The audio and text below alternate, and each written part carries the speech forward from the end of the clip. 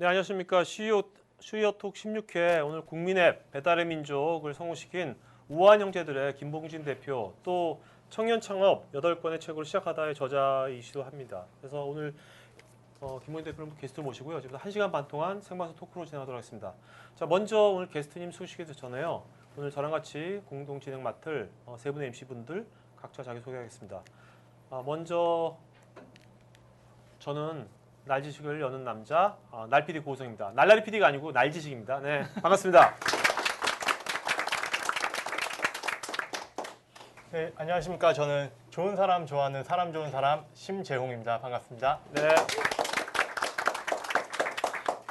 안녕하십니까. 저는 배고픔을 라면이 아닌 배움으로 이겨내는 청년 베프 임윤홍입니다. 반갑습니다. 네, 안녕하세요. 살아남은 사업가의 절대습관 임수열입니다. 자, 그럼 오늘 게스트이신 우한 형제들의 김봉진 대표님이십니다. 반갑습니다. 배달의 민족을 만들고 있는 김봉진입니다. 반갑습니다. 네. 자, 먼저 대표님 네. 간단하게 먼저 여러분들 물어볼게요. 자, 배달의 민족 나는 한 번이라도 써봤다. 손 들어보세요. 좀 많네.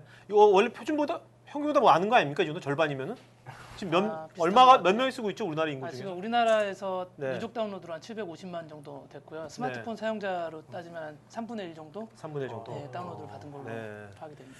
여기 야식을 좀 많이 하는 분들이 모였네. 지금. 절반인 거 보니까. 네? 네. 네. 자, 먼저 그래도 배달의 민족 아직 모르는 분들 절반 있을 것 같은데 네. 뭔지 또 우한 형제들 하니까 누가 얼핏 들으면 뭐 어디 뭐 작곡가 작사가 뭐 있잖아요. 네, 맞습니다. 그럼 어디 뭐 연예 기획사 같기도 하고 어떤 회사인지 좀 말씀해 주시죠. 어떤 회사인지. 배달의 민족은 그 주변에 있는 음식점 정보를 알려주는 서비스인데요. 기존에 배달의 민족이 있기 전까지 우리 어떻게 했냐면은 전단지로만 계속 해왔었어요. 근데 전단지는 우리나라에 되게 많은 인터넷이 들어오고 IT가 산업이 발전됐음에도 불구하고 사람들은 전단지를 통해서 음식을 주문시켜 먹었고 주변 사람들의 평가나 리뷰를 통해서 시켜 먹지 못했었어요. 근데 이런 것들이 왜 이렇게 안 됐냐 이런 것들을 고민하다 보니까 여러 가지 문제들이 있었는데 스마트폰에서 많은 것들을 해결할 수 있었어요. 그러니까 그러니까 네이버에서 검색을 하면 그 키워드는 전국에서 다 검색되는 키워드지만 치킨집을 검색을 하게 되면 나한테 배달이 오는 치킨집이 검색이 돼야 되잖아요. 그래서 스마트폰에 있는 GPS 기능 이런 것들을 이용할 수 있는 이렇게 있었고요. 그다음에 스마트폰에서 네이버에서 검색하거나 다음에서 검색하면 검색을 해서 전화를 하는 순간 인터넷 화면에서 보고 내가 전화를 눌렀기 때문에 내가 네이버를 통해서 전화를 했는지 사장님이 알 수가 없잖아요. 그 전화를 받은 사람이 어디를 통해서 전화했는지를. 근데 스마트폰에서는 이런 것들이 추적이 가능해서 사장님들한테 실제로 어디를 통해서 전화가 왔는지 이런 것들을 알려주는 서비스인데요. 광고 효과를 확실하게 알 수 네. 있는. 그러니까 한마디로 말씀드리면은 전단지를 온라인화 시키는 사업을 하고 있고요. 그리고 배달의 민족이라는 이름은 어떻게 탄생이 됐냐면요.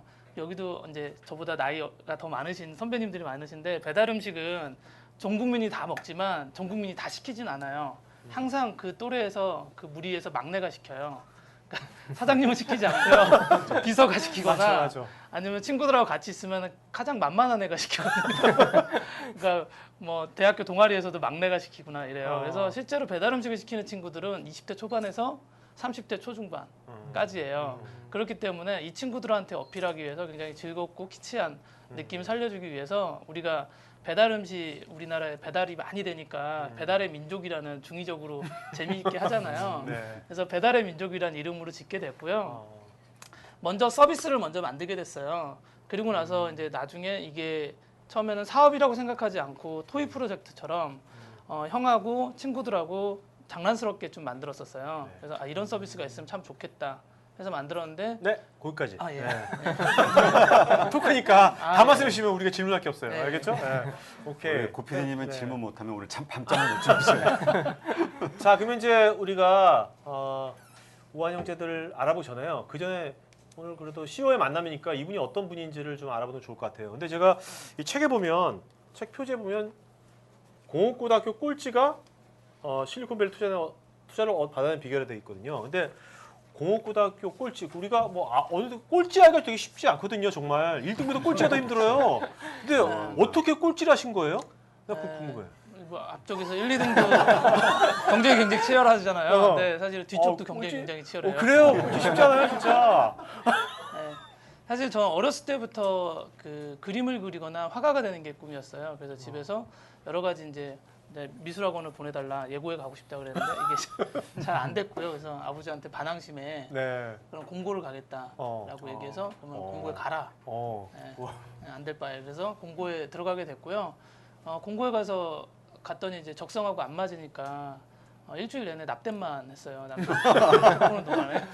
그래서 안 맞아서 거의 학교에 제대로 안 갔고요. 예, 그래서 뭐 이렇게 수업 성적은 수업 거의 안 들어가서 거의 제 뒤에는 축구부 2명 정도 있고 15등급 저 때는 내신이 15등급이었는데 14등급을 했던 것 같아요. 그러니까 어떤 뭐 무슨 팔을 조직한 게 아니라, 예? 뭐 짱이래 가지고 뭐 이렇게 꼴찌를 한 게 아니라 수업을 거의 참여 안 해가지고 그렇게 된 겁니까? 예, 뭐 파 안에 들어가 있긴 했는데요. 저의 의지와 상관없이 선배들이 저를 넣었어요. 예. 아 근데 궁금한 게 그렇게 공고 그 꼴찌를 하신 분이 예. 뭐 여기 보면 여기 경력이 보면 NHN, 네오이즈, 이모션 다 쟁쟁한 회사들이잖아요. 여기 어떻게 들어간 겁니까? 아 여기 좀 알려주세요 젊은이들한테. 꼴찌에도 하나 이거보다 사실 이게 더 궁금해. 예. 파의 힘으로. 파의 힘으로. 그 고등학교 3학년 때부터 이렇게 늦게 이제 화실을 다닐 수 있게 됐고 전문대지만 대학교에 진학해서 제가 하고 싶은 일을 할 수 있게 됐어요. 그래서 15등급인데 들어갈 수 있었습니까? 그러니까 완전히 실기로만 보는 학교죠. 서울예전이 네. 예, 지금도 그렇지만 실기 위주로만 갈 수 있는 학교인데 사실 그 밑에 학교도 다 떨어졌어요. 네. 그게 중요한 게 아니니까요. 네네네 그렇죠. 네, 그래서 되게 즐겁게 제가 하고 싶은 일을 하니까 잘 되는 것 같았어요. 그래서 들어가자마자 장학금도 받고 되게 했고요. 그리고 회사도 처음부터 좋은 회사를 바로 들어갔던 건 아니고요. 되게 몇 명 없는 회사, 두세 명 있는 회사부터 해가지고 차근차근 해서 이모션이라는 회사도 들어갔고 뭐 어떻게 좋은 회사를 계속 다녔냐 보면요. 집에 안 들어갔어요. 월요일 날 출근해서 금요일 날 퇴근. 와. 네. 회사에서 아예 그냥 네. 살았구나. 네, 그리고 뭐 그때는 뭐 하루에 뭐 PT가 2개 있으면은 아침에 뭐 나이키 이런 신발 신고 나이키 신발 신고 갔다가 오후에 현대카드가 있으면 양복을 입고 PT 하러 가고 그리고 새벽까지도 뭐 계속 뭐 프레젠테이션 준비하다가 이렇게 힘들면은 그때 이제 얻게 된 병이 있는데 두통을 얻게 됐어요. 그래서 새벽 한 4, 5시까지 이제 계속 다음날 PT가 있으면 굉장히 스트레스가 많거든요. 그러면은 화장실 가서 이렇게 손 넣어가지고 억지로 개워내고 그리고 잠깐 누워 있다가 가기도 하고. 근데 실력이 가장 빨리 늘 수 있는 방법은 엉덩이 붙이고 오랫동안 그 일을 하는 방법밖에 없다라는 거는 그때 많이 배우게 됐고요. 지금 디자이너들한테도 그런 얘기를 많이 해줘요. 네. 네. 그런 노력이 있었기 때문에 이렇게 된 거군요. 그러니까 그것도 본인이 어떤 치열한 어떤 목표 의식이라든가 그런 깡이 있어야 그렇죠 의욕이 있어야 하는 거겠죠. 근데 이제 어떻게 그렇게 열심히 하다가 사업을 했어요. 물론 지금은 이 배달의 민족으로 성공을 하셨지만 그 전에 보니까 또 한번 실패를 경험하셨잖아요. 그렇죠? 어떤 일을 했었고 그 실패를 했을 때 가장 후회가 됐던 거 그게 뭐가 있었는지가 좀 궁금하거든요. 네, 그 제가 한 10년 정도 이제 디자이너가 되면은 많은 분들이 그런 고민하잖아요. 10년 차가 돼도 이 일을 계속 할 수 있을까? 이런 고민을 할 때쯤에 저도 한 7, 8년 차쯤에 그런 생각을 했던 것 같아요. 그리고 제가 하고 싶은 일을 좀 더 하고 싶다 해서 가구 디자인을 했어요. 그래서 대치동에서 떡하니 가게를 차려놓고 겁도 없이. 왜냐하면 그 전에 좋은 회사를 다니고 굉장히 잘 됐기 때문에 제가 뭘 하면 다 잘 될 거라고 생각을 했던 것 같아요. 한때는 이제 저 스스로도 자만을 했던 때죠. 그렇게 해서 했더니 실제로 되게 어려웠어요. 그러니까 디자인이 굉장히 좋아서 사람들이 많이 관심을 가져줬지만 사람들이 아무도 그거를 사는 물건인지 모르고 사진만 찍고 갤러리인 줄 알고 그냥 돌아가는 거예요. 이거 장사를 해야 되고 팔아야 되는 건데. 그래서 이제 그때 되게 많은 걸 깨달았죠. 예쁜기만 해서 사람들이 사지 않는구나. 그리고 정말로 수익을 발생시키지 못한다면 내가 하고 싶은 일, 그다음에 고객들과의 만남이나 이런 관계도 되게 중요하잖아요. 그런 것도 더 이상 이어갈 수 없겠구나. 이런 것들도 많이 느꼈고요. 그래서 실패를 정말로 제 나름대로는 크게 했죠. 네, 전세금까지 다 날리고 그럼 몇 억 날린 거겠네요. 그냥? 한 2억 정도 날렸던 것 같아요. 개인 재산이기 때문에 좀 큰 돈이죠. 네. 그동안 회사에서 일주일 동안 살면서 막 벌은 힘들게 번 돈인데 그렇죠? 네. 그러면 두 번째 사업은 배달 비즈니스 쪽으로 잡으셨는데요. 네. 강남 대치동에서 그렇게 가구 디자인하고 약간 고풍스러운 이미지잖아요. 네. 그런 분이 생각하기 힘든 사업 영역 같은데 어떻게 그쪽으로 타겟을 잡으셨는지 그러니까. 궁금합니다. 그 중간 과정이 있어요. 그러니까 아까 전세금까지 날렸다고 그랬잖아요. 그래서 예. 전세를 이제 얻으러 가야 되는데 은행에 가서 상담을 받는데 대출이 안 된다라는 거예요. 그리고 가구점 이런 데들은 일반 가게는 개인 사업자이기 때문에 그래서 어떻게 하냐면 되냐니까는 6개월 정도 큰 회사에 가 있으면 된다 그래서 그 전에 되게 좋은 회사에서 열심히 했다 그랬잖아요. 그래서 그 친구들이 NHN에 먼저 가 있었어요. 그래서 저를 이제 불러서 제가 가서 거기서 한 2년 정도를 회사를 다니게 됐고요. 다시 NHN 회사를 다니게 됐고 사업을 어떻게 해야 될지에 대해서는 큰 고민은 없었고요. 그때 이제 제가 생각한 거는 조금 더 공부를 많이 해야겠다 이런 생각들을 하면서 대학원 진학을 준비를 했고요. 대학원 진학을 되자마자 이제 회사를 때려치고 나오게 됐죠. 네. 배달의 민족은 그 중간 과정에서 자연스럽게 겪게 된 과정이었고요. 조금 더 말씀드려도 되나요? 네네. 네. 왜 배달을 했는지 네. 여러 비즈니스 분야가 많은데 네. 오프라인에 접목시키는 거잖아요. 어떻게 보면 네. 오프라인에 여러 비즈니스 분야가 맞아요. 많은데 왜 하필 배달 분야를 하셨는지. 제가 배달 산업이 되게 아까 낙후돼 있고 이런 개선해야 될 과제들이 되게 많아서 제가 이 사업을 시작했다라고 하면 거짓말이고요. 처음부터 이제 그런 사명감이라던가 시장에 대한 깊이 있는 뭐 관찰이라는 거 이런 거는 없었어요. 솔직하게 말씀드리면.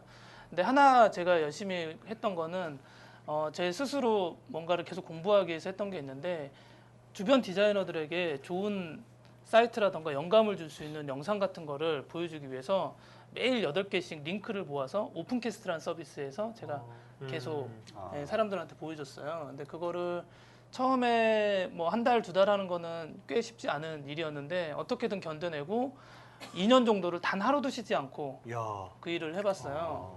그랬더니 이제 주변에서 아이고 감사합니다. 막 보내주셔서 깜짝 놀랐어요. NHN 다니시면서 하신 거겠네요. 네, 다니면서 했고요. 처음엔 하루에 한 2시간 정도씩이 걸렸던 것 같아요. 네. 근데 정말 중요한 건 하루도 빼먹지 않고 했다라는 명절에도요? 네. 오. 수많은 일이 있었죠. 애가 뭐 응급실에 가기도 하고요. 뭐 친구들이 와서 인연이네요. 술을 먹자 하기도 하고 뭐 부모님이 병원에 가시기도 하고 여러 가지 상황들이 있었는데 그 와중에서도 그걸 했더니 꾸준하게 뭔가를 하니까 이 주변에서도 저를 보는 시선이 많이 달라졌고요. 그리고 마침 그때 되게 운이 사업이 사실은 많은 분들이 운이 많이 따라야 된다고 그러잖아요. 네. 그때가 어떤 때였냐면요. 2009년도였죠. 아이폰이 우리나라에 들어오기 바로 전이었어요. 그래서 미국에서 일본에서는 아이폰이 어떻게 된다라는 이야기들이 많았고 저는 이제 그런 트렌드를 계속 조사해서 사람들한테 알려줘야 되니까 공부를 많이 하게 됐죠. 그래서 스마트폰에 대해서 제가 이제 여러 가지 공부를 해봤더니 스마트폰은 역시나 똑똑한 전화기이고 전화기 기능이 되게 잘 사용되는 어떤 서비스가 있으면 좋겠는데 그 중에서 하나가 모든 사람들이 가지고 있는 전화번호에 저장된 중국집, 치킨집 이런 정보들이 한 군데서 공유가 될 수 있는 서비스면 좋겠다 해서 시작이 된 거예요. 그러니까 열심히 뭔가 그 본인 나름대로 그런 아까 오픈캐스트 하시면서 또 네. 아이디어 얻은 거군요. 예, 예. 그 본인 뭐 야식을 좋아하는 그런 건 아니었고요. 원래 좋아는 하죠. 좋아했어요. 근데 이제 그 배달 관련하면서 저는 참 그 기사 중에 되게 되게 처음에 회사를 만들면서 그 배달 그 DB 전단지를 이제 이분이 이제 뭔가 DB를 쌓아놔야 될 거 아닙니까? 그래서 6개월간 전단지만 길거리 돌아다니면서 전단지만 다 이렇게 수거하셔가지고 그걸 DB화 시켰다 그러는데 그러면 쓰레기통도 막 뒤지고 막 그런 거 했던 겁니까? 어떻게? 네, 조금 과장된 건 있는데 네. 6개월 내내 그것만 하진 않았고요. 네네. 네. 실제로 이거를 만들고 나서 많은 분들한테 이야기 들었던 게 뭐예요? 네이버가 이거를 하면 어떻게 할 거야? 큰 회사가 하면 어떻게 할 거야? 예. 근데 그러니까요. 그래. 제가 그래서 그때 얘기한 게 내가 네이버 다녀봐서 아는데 네이버는 이렇게 독하게 안 해. 음. 하면서 네이버의 약점이 뭡니까? 나오는 김에. 어, 네. 사실 우리 모든 사람들이 뭐 개발하거나 할 때 네. 이렇게 나중에 또 네이버 가면 어떻게 하지? 이렇게 고민도 많이 하거든요. 네. 네. 네이버 네이버는 약점보다는 강점이 훨씬 더 많은 회사인 네네, 것 그렇죠. 같고요. 네. 서비스를 정말로 제대로 만들기 위해서 네. 깊은 고민을 하지만요. 네. 오프라인 사업에 있어서만큼은 현장에서 아 예, 귀찮은 거 안 별로- 하는구나. 네, 제 입으로 말씀 안 드려요. 네. 그런데 이제 제가 보니까 내 앞에 있는 치킨집이 들어가 있으면은 내가 알고 있는 치킨집이 들어가 있으면 다 들어가 있는 거고 그 집이 안 들어가 있으면 다 안 들어가 있는 그렇죠. 거잖아요. 네. 다 소비자 입장에서 사용자 입장에서 본다면 근데 네이버를 통해서 검색을 하거나 124를 통해서 검색하면 그렇지는 않았어요. 그래서 제가 생각한 게 저기 있는 전단지를 내가 스캔해서 놓으면은 되겠다. 네, 해서 일단은 강남부터 제가 뒤졌던 거는 스마트폰이 강남부터 시작이 됐었어요. 2010년도 초반에는 첫 번째로 그러니까 스마트폰이 트래픽이 가장 많은 지역이 어디였냐면요. 강남, 분당, NHN이 있어서 그다음에 한남동 다음이 있어서. 네. 그러니까 실제로 스마트폰을 쓰는 지역이 몇 군데 없었거든요. 그래서 강남 지역부터 막 해서 아까 얘기했던 전단지를 주기 위해서 쓰레기통도 뒤졌고요. 그물망 있잖아요. 재활용 그물망도 뒤졌고 그거에 관련돼서 가장 잘 모을 수 있기 위해 모으기 위해서 뭐 충무로에 가가지고 인쇄소라던가 네. 거기 전단지만 전문적으로 디자인하는 사람들, 아파트 경비원, 뭐 아파트 청소부 아줌마, 재활용센터 이런 것들을 다 가서 만나보고 어떻게 하면 이걸 잘 모을 수 있는지 이런 것들을 했고요. 조금 지난 이야기니까 말씀드릴 수도 있을 것 같은데 그때 이제 투자를 받으러 벤처캐피탈을 만나잖아요. 그러면 벤처캐피탈이 있는 인근 반경 한 1km는 제가 직접 또 다 뒤져가지고 넣었어요. 알려줘요. 실험해볼 테니까 그 네, 사람들이. 그래서 벤처캐피탈 이제 PTR, IR하러 가면은 거기 있는 분들이 와 이렇게 어떻게 이렇게 잘 들어가 있냐고. 그래서 원래 이렇게 잘 들어가 있다고. 그렇지. 자기 중심으로 생각하게 되니까. 네. 그러니까 이게 단순하게 어떤 뭐 이 스마트폰에서 하는 IT 관련된 기술이나 그런 거 있는 게 아니라 지금 말씀하신 것처럼 오프라인에서 수면 아래에서 엄청나게 많은 고생을 하신 거네요. 네. 네. 그러면 다른 사람들도 이거랑 다른 서비스를 하려면 유사한 어떤 그런 고생이 필요하겠네요. 어떤 아이디어를 앱으로 구현한 걸로 끝나는 게 아니라. 그렇죠. 사실은 어떤 서비스를 만들던 아이디어만으로 끝나지는 않잖아요. 그 아이디어로만 했다라면은 사실 저도 뭐 7, 8년 전에 페이스북을 생각했었고요. 네. 네, 모든 사람들이 검색에 대해서 어떻게 될지도 다 생각했을 건데 진짜로 그거를 만드는 데는 실행력과 그다음에 진지함 이런 것들이 되게 중요하다고 생각이 들고요. 네, 그렇게 생각하고 있습니다. 그 네이버랑 다음도 네. 요즘 무료 서비스가 많고 실제로 IT 기업들이 이제 무료 서비스를 많이 하잖아요. 초반에 하고 네. 나중에 뭐 사람이 모이면은 그때가 광고를 하거나 다른 수익 모델을 하겠다 이렇게 많이 얘기를 하는데 네. 배달의 민족은 실제로 어땠어요? 처음 시작하실 때? 처음에 시작했을 때부터 비즈니스 모델을 만들어 놓고 시작한 건 아니에요. 솔직하게 말씀드리면. 근데 하지만 이 생각은 있었어요. 전화 한 통화로 해가지고 15,000원, 18,000원, 2만 원이 결제되는 거래가 이루어지는 서비스이기 때문에 이 전화 주문을 중간에 잘 우리가 해주면은 충분히 우리에게 이익이 돌아올 수 있겠다라는 생각을 했었어요. 초반부터 그 유료 모델로 이렇게 바꿔서 시작을 하신 거예요? 그렇지는 않고요. 네. 일단은 정보를 많이 모아서 사람들 이제 사용자들이 많이 와서 네. 사용하는 쪽으로 많이 집중을 했고요. 네.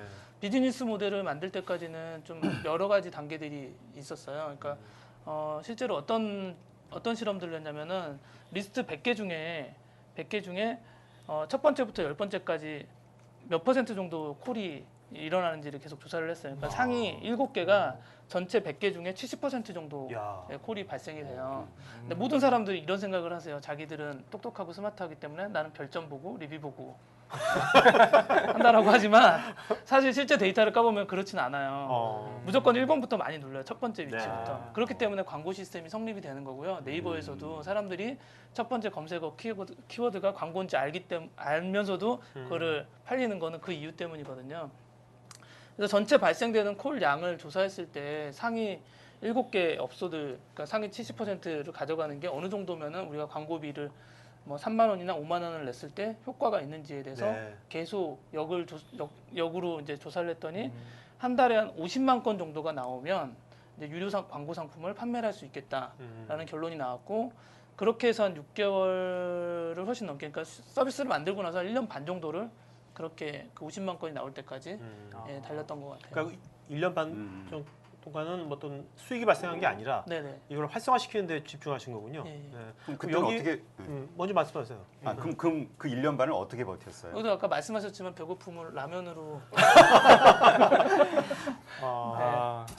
그때가 아이고 그러니까 네. 그러면 좀 궁금한 게 여기 있는 분들도 아마 마음속으로 이런 사업 나도 한번 해보고 싶다. 스마트폰으로 별로 하는데 돈도 별로 안 드는 것 같고 그런 있을 거거든요. 네. 그러면 그럴 때 이분들도 그러면 처음에는 일단은 수익만 생각하지 말고 일단 활성화시키는 거에 집중하고 그다음에 그 될 때까지 어떻게든 라면으로 개기고 그런 스타일을 따라가야 할까요? 어떻게 해야 할까요?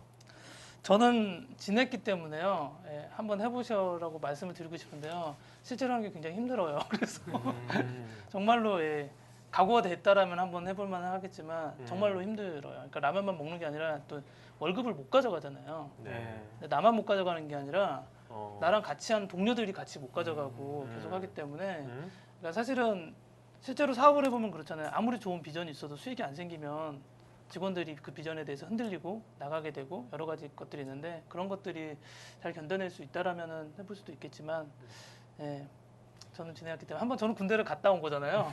예, 갔다 왔기 때문에 가볼만해 이렇게 얘기해 줄 수는 있을 것 같아요. 아 그렇지만 궁금한 게 예. 그 1년 반을 예. 견뎌낼 수 있었던 그 직원들이 그때 몇 명이었나요? 그때는 직원들이 그때까지 한 20명까지 20명. 야 20명이 라면만 먹고 어떻게 견딜 수? 그 투자를 그게- 한번 받았어요. 아 투자 받았구나. 네, 투자를 받았지만 코파운더들은 월급을 제대로 가져가지는 않았죠. 네. 아, 네.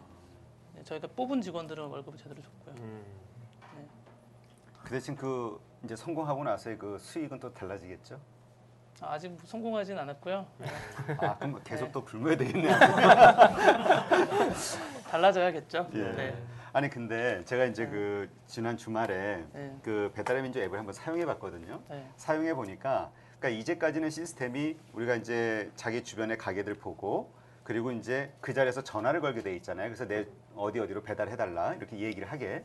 근데 이제 지금 보니까 즉석 결제라는 걸 만들어서 네. 모든 마일리지를 통합하고 하나의 그 플랫폼을 만들려는 것 같아요. 네. 예. 되게 그 배달의 민족 입장에서는 되게 좋은 시스템인 것 같아요. 네. 근데 반대로 업주 입장에서 보면은 그러면 배달의 민족에는 힘이 엄청 실리게 되고 자기는 이 채널에 어떻게 보면 종속이 될 수도 있잖아요. 네. 그렇게 됐을 때 그 거부 반응, 그래서 뭐 좀 저항이 있다든가 아니면 좀 호응이 좀 적다든가 이런 뭐 반응은 없나요?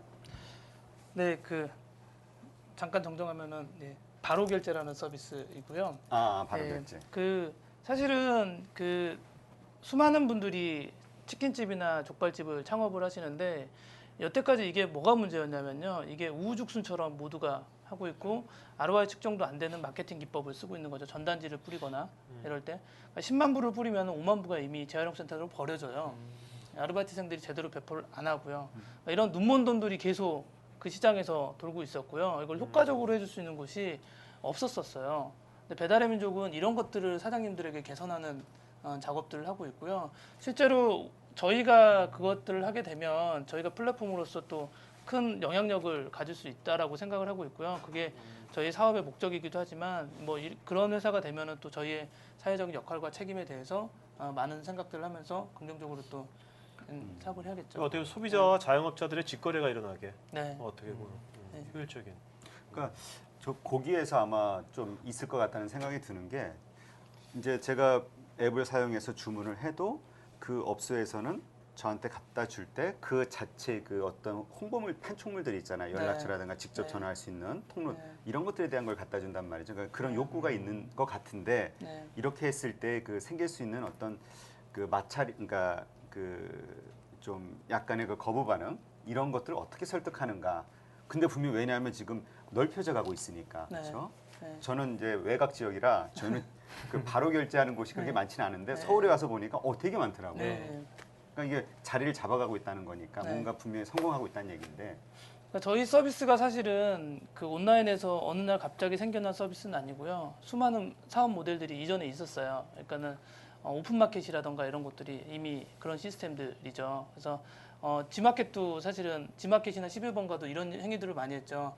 네이버에서 검색하지 말고 자기네 아이콘을 바탕화면에 띄워주면 우리가 할인을 더 해줄게. 이런 것도 있었지만 사실은 결국에는 큰 흐름 안에서 움직이는 것 같아요. 그래서 저희도 사실 그런 사장님들도 굉장히 많고 하긴 하지만 전체 흐름에서는 아주 크진 않고요. 결국에는 소비자들이 얼마나 편하게 이것을 이용할 수 있느냐에 대한 문제이기 때문에 소비자들이 편하다라면 많이 움직일 수 있다고 생각됩니다. 그리고 그 또 하나 궁금했던 것 중에 하나가 우리가 이제 제가 그 이제 업소를 클릭을 하잖아요. 네네. 그럼 업소에 대한 그 어떤 메뉴가 되면 메뉴에 대한 사진이라든가 네. 그런 것들이 쭉 나오잖아요. 네, 네. 근데 이렇게 아주 그 제대로 그 어떤 그 업소의 그 어떤 그 메뉴라든가 맛이라든가 이런 것을 홍보할 수 있는 네. 그런 자료가 좀 부족하지 않나라는 생각이 들었거든요. 뭐 사진 자료가 됐든 근데 조금 전에 얘기하신 게 저는 그래서 리뷰라든가 이런 것과 연관이 돼서 이게 장사가 잘 되고 있는 곳에만 이게 몰리게 되지 않을까 이렇게 생각을 했는데 오히려 리뷰는 상관이 없고 많은 게 뭐 상관이 없고 이 순서에 따라 결정된다는 말씀이셨던 거죠? 아예 상관이 없지는 않고요. 예, 영향이 우리가 생각했던 것만큼 그렇게 크진 않다. 그럼 혹시 그렇게 그런 업소들 자체에서도 그냥 이렇게 올라가는 것만이 아니라 그 어떤 업소의 메뉴라든가 이런 것들을 홍보할 수 있는 그 이미지나 아니면 영상이나 동영상이나 이런 것들을 연계하는 방안들은 어떻게 뭐 생각해 보신 적이 있으신가요? 그것들도 계속 고려를 하고 있고요. 근데 현재 시스템에서 저희가 바로 막 2단계, 3단계로 나아갈 수는 없으니까 한 단계씩 하고 있고요. 아마 블로거들이 이제 스킨을 바꾸듯이 그런 것들을 할 수 있는 걸 준비를 하고 있고요. 네, 사장님들이 홍보할 수 있는 방안들은 또 여러 가지가 있는데 그 아까 랭킹에 따라서 많은 결제들이 그 주문이 이루어진다고 말씀드렸지만 반대로 또 저희가 진짜 맛집을 찾는 또 알고리즘을 또 따로 만들고 있어요. 그러니까는 리뷰나 별점이 아니라 실제로 사용자들이 정말로 맛있게 여기는 집이 어딜까라는 것에 대해서 찾고 있는데 저희 서비스도 있어요. 우리 동네라는 서비스 안에 들어가 있고요. 지금은 정교하진 않지만 그 알고리즘의 기본 원칙은 뭐냐면요. 한 번 시킨 사람이 다시 재주문을 하는 곳이 맛집이다의 개념이에요. 그래서 말 되네. 한 달 동안 100건의 주문량이 일어나도 100명이 시킨 집과 100건의 주문량이 일어났는데 10명이 시킨 집은 다르다에 그렇죠. 대한 개념을 도입해서 그런 것들을 또 만들어 나가고 있어요. 대표님의 감사합니다. 대표님의 첫째 따님 네. 한나양의 이름을 따서 한나채라고 배달민족 네. 한나채라고 해서 저도 잘 쓰고 있는데요. 네. 그 글씨체가 상당히 그 감각적이고 조화로워요. 대표님이 의도하신 바는 초등학생의 포스터 구호처럼 네. 삐뚤빼뚤한 글씨체라 하셨는데 혹시 거기에도 어떤 마케팅적 요소가 담겨 있는 건가요? 서비스를 알리기 위한 어떤 마케팅적인 요소라기보다는요. 저희 브랜드를 표현하는데 글꼴이 조금 더 필요하겠다는 생각이 들었어요. 아까 처음에 말씀드렸던 것처럼 배달의 민족은 배달을 누가 시켜 먹느냐에 대해서 말씀드렸잖아요. 막내가 시켜 먹고 비서가 시킨다 뭐 이런 것들을 보면은 젊은 친구들이 좋아하는 문화를 담고자 해서 배달의 민족이라는 이름을 네네. 줬다고 그랬잖아요. 네. 그런데 이제 그런 젊은 친구들이 좋아하는 이런 기호들이 키치하고 패러디하고 약간 재밌는 요소들이기 때문에 그 글꼴도 옛날에 60년대, 70년대 간판의 모습을 이제 거기서 이제 힌트를 얻어가지고 아까 초등학생이 삐뚤삐뚤한 것처럼 이런 걸 해서 저희가 만들어서 저희가 쓰려고 만들었는데 내부적으로요? 네 만들었는데 마지막 좀 여기 요거죠 한나치가. 저거는 이제 나눔 고딕이고요. 아 그래요? 네. 어떤 거죠 한나? 이거 구글에서 나온 건데 구글에서 검색해서 한 건데 이게 아니구나. 네, 저거는 이제 그 글꼴을 소개하는 페이지고요. 요건 아닙니다. 이것도 아니에요? 아니에요. 잘못했다. 그 한나체는 네. 그래서 이제 마지막쯤에 구성원들하고 같이 얘기를 나누다가 이렇게 만든 거를 차라리 우리가 폰트로 돈을 벌려고 만든 게 아니기 때문에 무료로 배포하자. 오픈 소스로? 네. 오픈 소스처럼. 네, 그래서 많은 사람들이 이용을 하고 있고요. 조금 깨알 자랑을 하자면 이 방송이 지금 생방송이죠. 네네. 그러면은 한글날 SBS 특집 다큐멘터리가 나가요. 네. 네, 거기서 이제 한글에 관련된 이야기를 하는데 아, 기업에서 한글을 어떻게 잘 사용하고 있는지에 대한 사례로 이제 우아한 형제들 배달의 민족의 한나체가 이제 사례로 들 정도로 많은 분들이 나중에 이 한나치 같은 거 감사합니다. 저는요. 네, 그 감사합니다. 자영업자들 네. 많잖아요. 자영업자들. 네. 자영업자들 그 뭐야 그 광고 판이라든지 네. 그런 거 이거를 잘 쓰게 하면 되게 좋을 것 같아요. 네. 그 직접 만드신 거예요? 따님이 아니면- 따님 몇 살 때 만든 거예요? 따님이? 아니요. 딸을 컨셉을 잡은 거고요. 아 따님 이름을 따서 네. 이름 이름만 딸이 따. 만들었다고. 야 도대체 신동이다. 그러게요.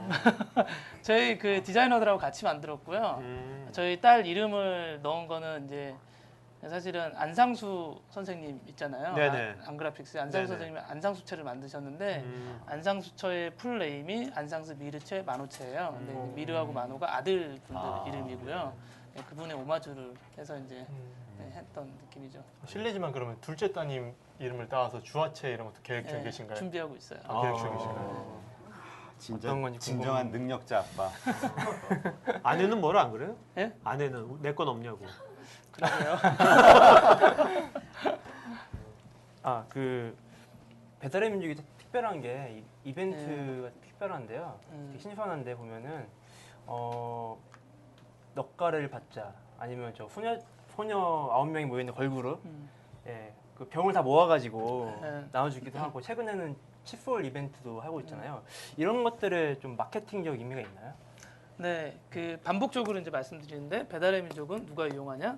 예, 젊은 20대 친구들. 초반의 절반 친구들. 그래서 그 친구들한테 어떻게 깊숙하게 들어갈 것이냐에 대한 얘기인데 사실은 넉가래 이벤트는 최초로 저희가 했던 이벤트인데 돈이 없었어요. 아, 돈이 하나도 없었고요. 그래서 뭔가 프로모션을 하고 알리긴 해야 되는데 어떻게 할까 생각하다 보니까 그냥 그때 눈이 좀 많이 왔어요. 그래서 어이없게 우리 넉가래를 줘보자.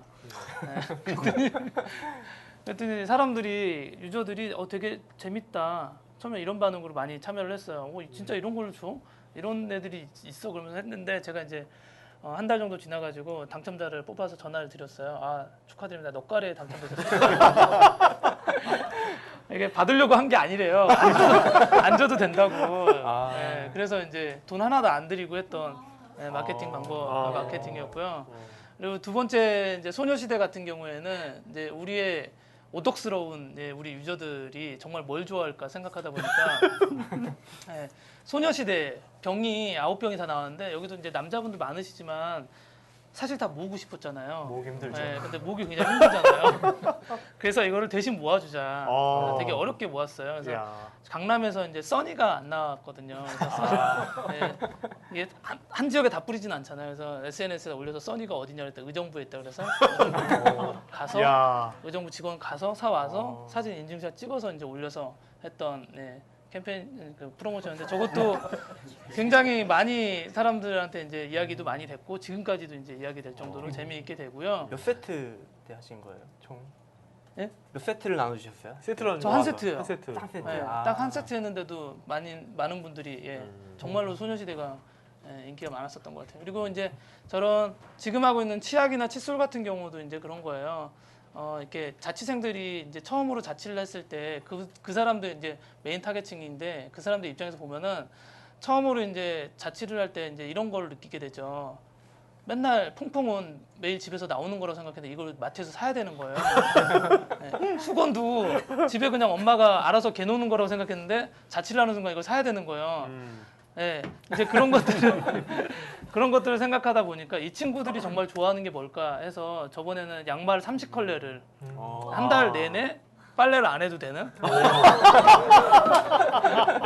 이런 것들을 준다던가 아니면 칫솔을 주는데 칫솔을 20개를 줘요. 20개월 동안 안 사도 된다. 그래서 이런 것들을 해서 그 친구들이 그냥 재미죠. 재미인데 저는 이런 생각이 들어요. 프로모션이나 마케팅을 할 때 돈을 굉장히 많이 들여서 우리를 알리기 위해서 홍보를 많이 하잖아요. 그렇기 위해서 뭐 이렇게 명품 백을 네, 그렇죠. 상품을 건다거나 네. 고급 외제 자동차를 한다거나 이런 것보다 정말 자기들 서비스만의 아이덴티티를 잘 살려서 우리의 고객하고 잘 커뮤니케이션 할 수 있는 이런 방법들도 되게 재밌는 사례라고 정말 이거 아주 감성적이고요. 네, 스토리도 있고 네. 돈도 별로 많이 안 드는 거잖아요. 사실은 네. 경품은 돈이 안 드는데요. 네. 만드는 인력이 되게 많이 들어가요. 아. 네, 그래서 저 아이템 하나를 찾는데요. 네. 이렇게 회의도 되게 많이 하고요. 아. 그러니까 말도 안 되는 거죠. 칫솔 20개 주는데 3-4명이서 이틀 동안 회의를 해요. 그리고 디자이너들도 정말로 정성껏 저 그림을 그리고 진짜요. 디자인은 네, 정말. 야. 스케치를 다 잡거든요. 그래서 뭐 투자도 많이 되고 있는 편이긴 한데 뭐 경품 비료는 조금 나가고 있죠. 네. 아니 그럼 이런 디자인들은 어디 김 대표가 직접 하세요? 아니면 다른 디자이너 팀에서 하세요? 저희 디자인실이 있고요. 예. 디자이너들이 하고 있고 저는 이제 입으로 뒤에서 아, 여기서 이런 컨셉적으로. 것 좀 해줘. 여기 고춧가루 좀 더 뿌려줘. 뭐 이런. 네. 딴 건 몰라도 소녀시대는 가치가 있죠. 네. 배달민족이라는 어플의 특성상 영업사원들이 초기에 고생을 많이 하셨을 것 같은데 네, 지금도 많이 합니다. 그죠? 현재도 지금 영업사원이 하는 영업의 비중과 거기에 두시는 의미가 궁금하거든요. 그 저희가 로컬 비즈니스고 사실은 많은 분들이 저희가 스마트폰 기반으로 해서 IT 회사라고 말씀을 많이 하시지만 절반 정도는 로컬을 하고 있는 영업사원과 콜센터 직원들이 많이 있어요. 근데 저희가 생각했을 때 사장님들 입장에서 다시 생각해 보면은 사장님들은 전화기로 주문을 받으세요. 그러니까 사실은 저희는 전화로 영업을 하면 안 되는 거예요. 그렇죠. 네. 그분들이 전화를 주문을 받을 수 있는 시간을 그렇죠. 뺏는 거잖아요.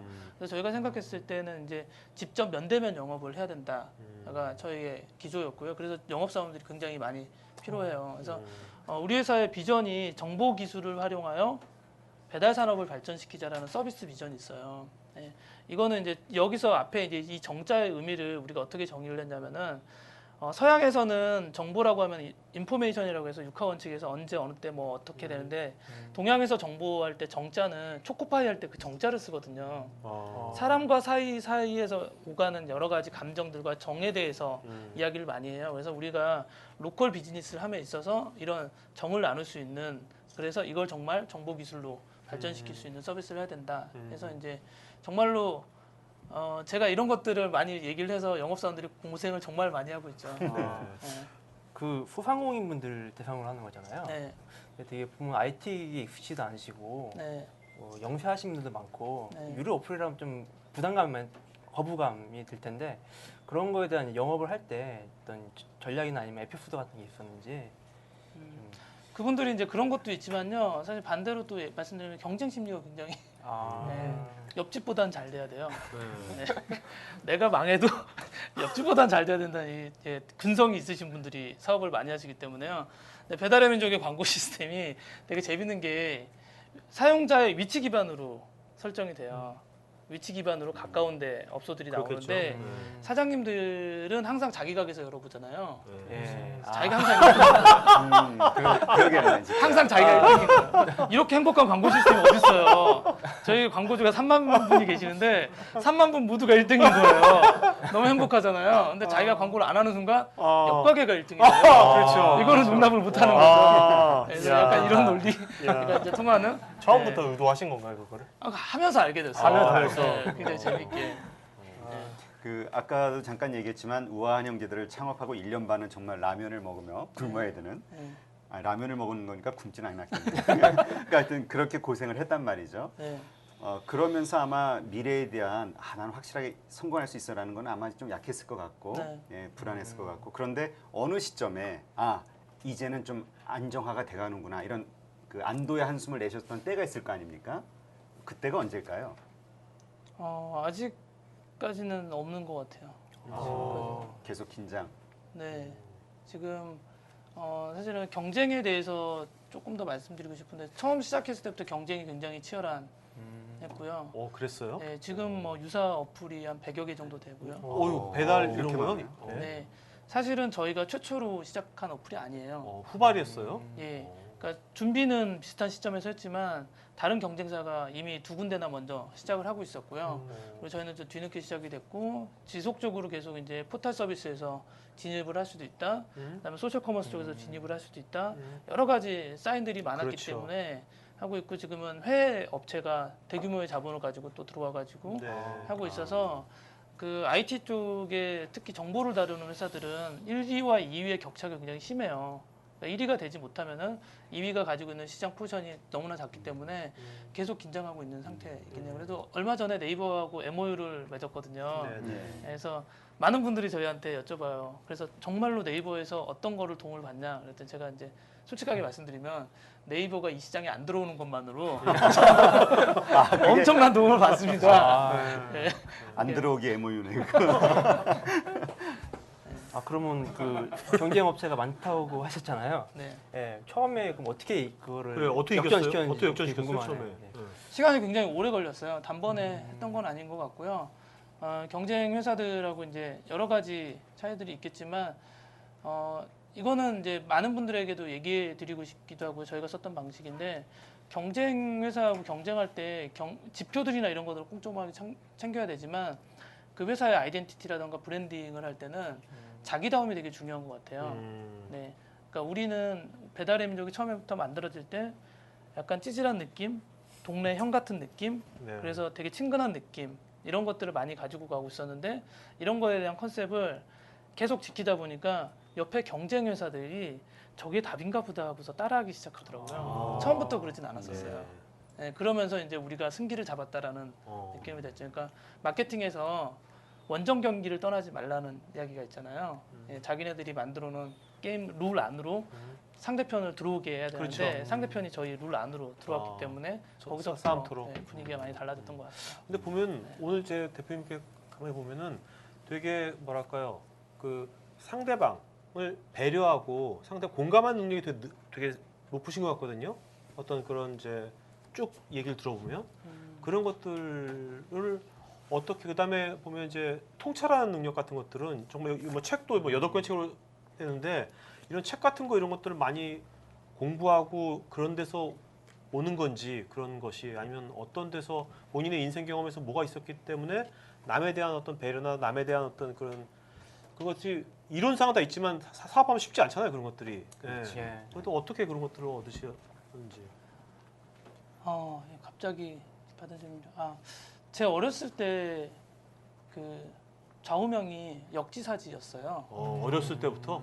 와, 야 대단하다. 지금 생각해 보니까 대단하다. 어린애가 무슨 역지사지야? 애누근이처럼. 그리고 어디 뭐 청학동에서 태어났어요? 왜 그래? 야. 그리고 제가 디자인을 되게 오랫동안 했잖아요. 네. 실제로는 그 프레젠테이션을 이제 다른 회사에 가서 일을 그렇죠. 받아서 하기 때문에 음. 그것을 수주하기 위해서는 그 회사의 상대방에 대해서 많이 공부해야 되고 그것에 대해서 어떻게 해야 될지에 대해서 많이 시뮬레이션 같은 걸 많이 해봤기 때문에 하지 네. 않았을까라는 생각도 해보고요. 네. 책은 실제로 정말로 도움이 많이 받고 있어요. 근데 제가 사업을 아까 말씀드렸을 때 실패하고 나서 그때 이제 여러 가지 일들이 있었는데 그때 한 33살, 4살 정도 되고 아이도 이제 4살이고 했을 때였어요. 그러니까는 사실은 한국 사회에서는 재기하기 굉장히 힘든 상황이죠. 전세금까지 싹 날렸으니까. 근데 이제 와이프가 그때 되게 현명한 결정을 해줬어요. 결과론적으로 보면 제가 이제 아이를 키우기 위해서 어떻게 한국 사람들은 부모들은 다 그렇잖아요. 모든 기준이 아이한테 맞춰져 있기 때문에 내 아이한테 되게 큰 죄를 진 것 같은 거예요. 사업이 실패하고 잘 안 되는 게. 그래서 그러고 있다가 주변의 친구들이 이제 영어 유치원을 보내는 모습을 보면서 우리 아이도 영어 유치원을 보냈으면 좋겠다는 생각이 들어서 아르바이트를 해서라도 영어 유치원을 보내볼까 이런 얘기를 했더니 와이프가 그때 이제 얘기해줬던 게 조금만 더 고민하고 답을 찾아온다라고 하고서 얘기한 게 그때 한 4살 정도 됐던 아이한테 100만 원 이상 되는 영어 유치원이나 이런 거를 투자를 해도 애가 모른다. 차라리 그 돈을 아이 아빠한테 투자해서 아이가 성장했을 때 뭐든지 시켜줄 수 있는 아빠를 만들겠다라고. 야. 오. 저희 아내가 받아야 되는데. 네. 그리고 처음으로 했던 게 책값 무제한 지원이었어요. 그래서 그 생활비만큼이나 책을 정말 많이 살 수 있었고요. 와이프가? 네, 저한테. 와이프가. 책을 무조건 네, 사라. 책 무조건 사라. 네, 책값은 무제한으로 지원해주겠다. 여기서. 근데 저도 이제 사업을 실패하고 나서 그냥 계속 디자인을 했기 때문에 텍스트가 있는 책을 그 전에 읽어본 적이 없어요. 다 그림책이었고요. 사실은 공부를 하기 싫었으니까는 미대를 간 사람들도 많잖아요. 저도 이제 그 중에 하나이기도 했지만 되게 뒤늦게 이제 책을 많이 보면서 그런 것들이 뭐 이렇게 고정관념이나 선입관이 없이 그냥 받아들였던 것 같아요. 이건 이렇게 되는구나, 저건 저렇게 되는구나. 네, 그렇게 됐던 것 같고요. 그래서 이제 지금 회사에서도 하고 있는 첫 번째 복지 정책이 모든 직원들한테 책값을 무제한으로 지원해주는 것들을 하고 있어요. 근데 궁금한 게 책값 무제한 지원해주면 평균적으로 네. 직원들이 한 달에 책 얼마씩 삽니까? 평균적인 것보다는 최대로 많이 샀을 때 월 한 100만 원 정도 청구한 친구들. 일인당이요? 네, 100만 원 정도. 야, 간또이가 약간 좀 부었구나. 눈치가 없어. 이름 기억하실 것 같은데. 아니. 근데 저는 얘기하세요. 조금 더 말씀드리자면 저희 이제 임원들하고도 여기에 대해서 이야기를 많이 했어요. 음. 책값을 통제를 안 하면 무조건 많이 살 수도 있고 해서 어떻게 뭔가를 만들자, 장치를 만들자 그랬는데 제가 그때 얘기했던 게 책값을 쓰는 거는 비용이라고 생각하지 말고 직원들이 성장하고 싶은 거에 대한 열망에 대한 지표로 바라보자. 근데 이것이 높아지면 직원들이 성장할 수 있는 것들이 더 많기 때문에 네. 그걸 반대로 보자고 해서 더 많이 쓰도록 유도를 해요. 그러면 책은 뭐 책값 리스트는 제출해야 되는 거죠? 영수증만 제출하면 영수증만 돼요. 무슨 책을 샀는지도 네. 알려줘야 되고. 아니요. 아 그래요? 같은 책을 또 사도 괜찮죠. 만화책을 사도 되고? 네. 야. 전혀 구분이 없고요. 같은 책을 여러 권 사도 되고 전공에 상관없어도 되고요. 읽고 싶은 책을 사도 되고요. 누군가 읽었으면 하는 책. 그래서 평균적으로 얼마내치 삽니까? 평균을 5만 원. 평균 5만 원이 조금 됩니까? 넘는 야 이런 건 해도 되겠다. 그러면 평균 5만 원이면. 근데 이게 되게 재밌는 게요. NHN이라는 회사에서도 인당 5만 원씩 지원을 해줘요. 그러면은 이게 무슨 일이 생기냐면 내가 이달에 다 책을 사지 않아도 이달에 그 청구 금액이 끝나는 때가 되면은 아무렇게나 막 사요. 아, 그 비용을 채우기 위해서. 다시. 네. 근데 저희는 이게 인당 그걸 두지 않았더니 안 사는 사람은 그냥 안 사요. 근데 정말로 읽고 싶은 친구가 아. 엄청 사는 거예요. 그리고 책상 위에 올려놔요. 그러니까 다른 친구들도 거기에 자극을 받아서 계속 더 사게 되는. 네. 거죠. 저는 정말 아까 말씀하신 것 중에 정말 그 책을 원래 안 읽으셨다가 나중에 그 아내 되신 분이 책값을 투자해 주셨잖아요. 그러면서 책을 읽으면서 그거를 스펀지처럼 고정관념 없이 쫙 빨아들인 게 지금의 김 대표를 만들지 않았나. 우리 보통 아는 체 하면서 책 읽는 사람 되게 많잖아요. 일반적으로 그렇게 하는데 예. 그런 편견이 없어. 읽어서 그렇게 되지 않나 생각이 들고요. 아, 그것도 떠나서 정말 부인께서 네. 정말 대단하신 게 보통 그러면 오히려 바가지를 긁잖아요. 그렇죠. 엄한 데다 돈 쓴다고 지금 전세금 나가야 될 때가 날리고 얼마나 뭐, 많은데. 어. 응? 맞아요. 요새 드라마 봐 드라마. 아 이런 게 현실로도 일어날 수 있는 거구나 이렇게 생각을 했고. 자 그리고 이제 투자 얘기 좀 하죠. 네. 그 보면 이제 국내 대상으로 하는 이제 서비스인데 어떻게 책에 보면 이제 실리콘밸리에서 투자를 받았다 그러는데 네. 실리콘밸리 있는 사람들이 왜 투자한 거예요? 국내 서비스인데 이게. 네, 실리콘밸리가 사실이고요. 근데 이제 많은 분들이 오해를 하세요. 제가 영어를 되게 잘할 줄 알고. 실물로 보니까 전혀 그런 생각은 안 들죠. 실리콘밸리에 계시는 한국계 투자자가 계세요. 한국말 굉장히 잘하시고. 서울에도 자주 오시고요.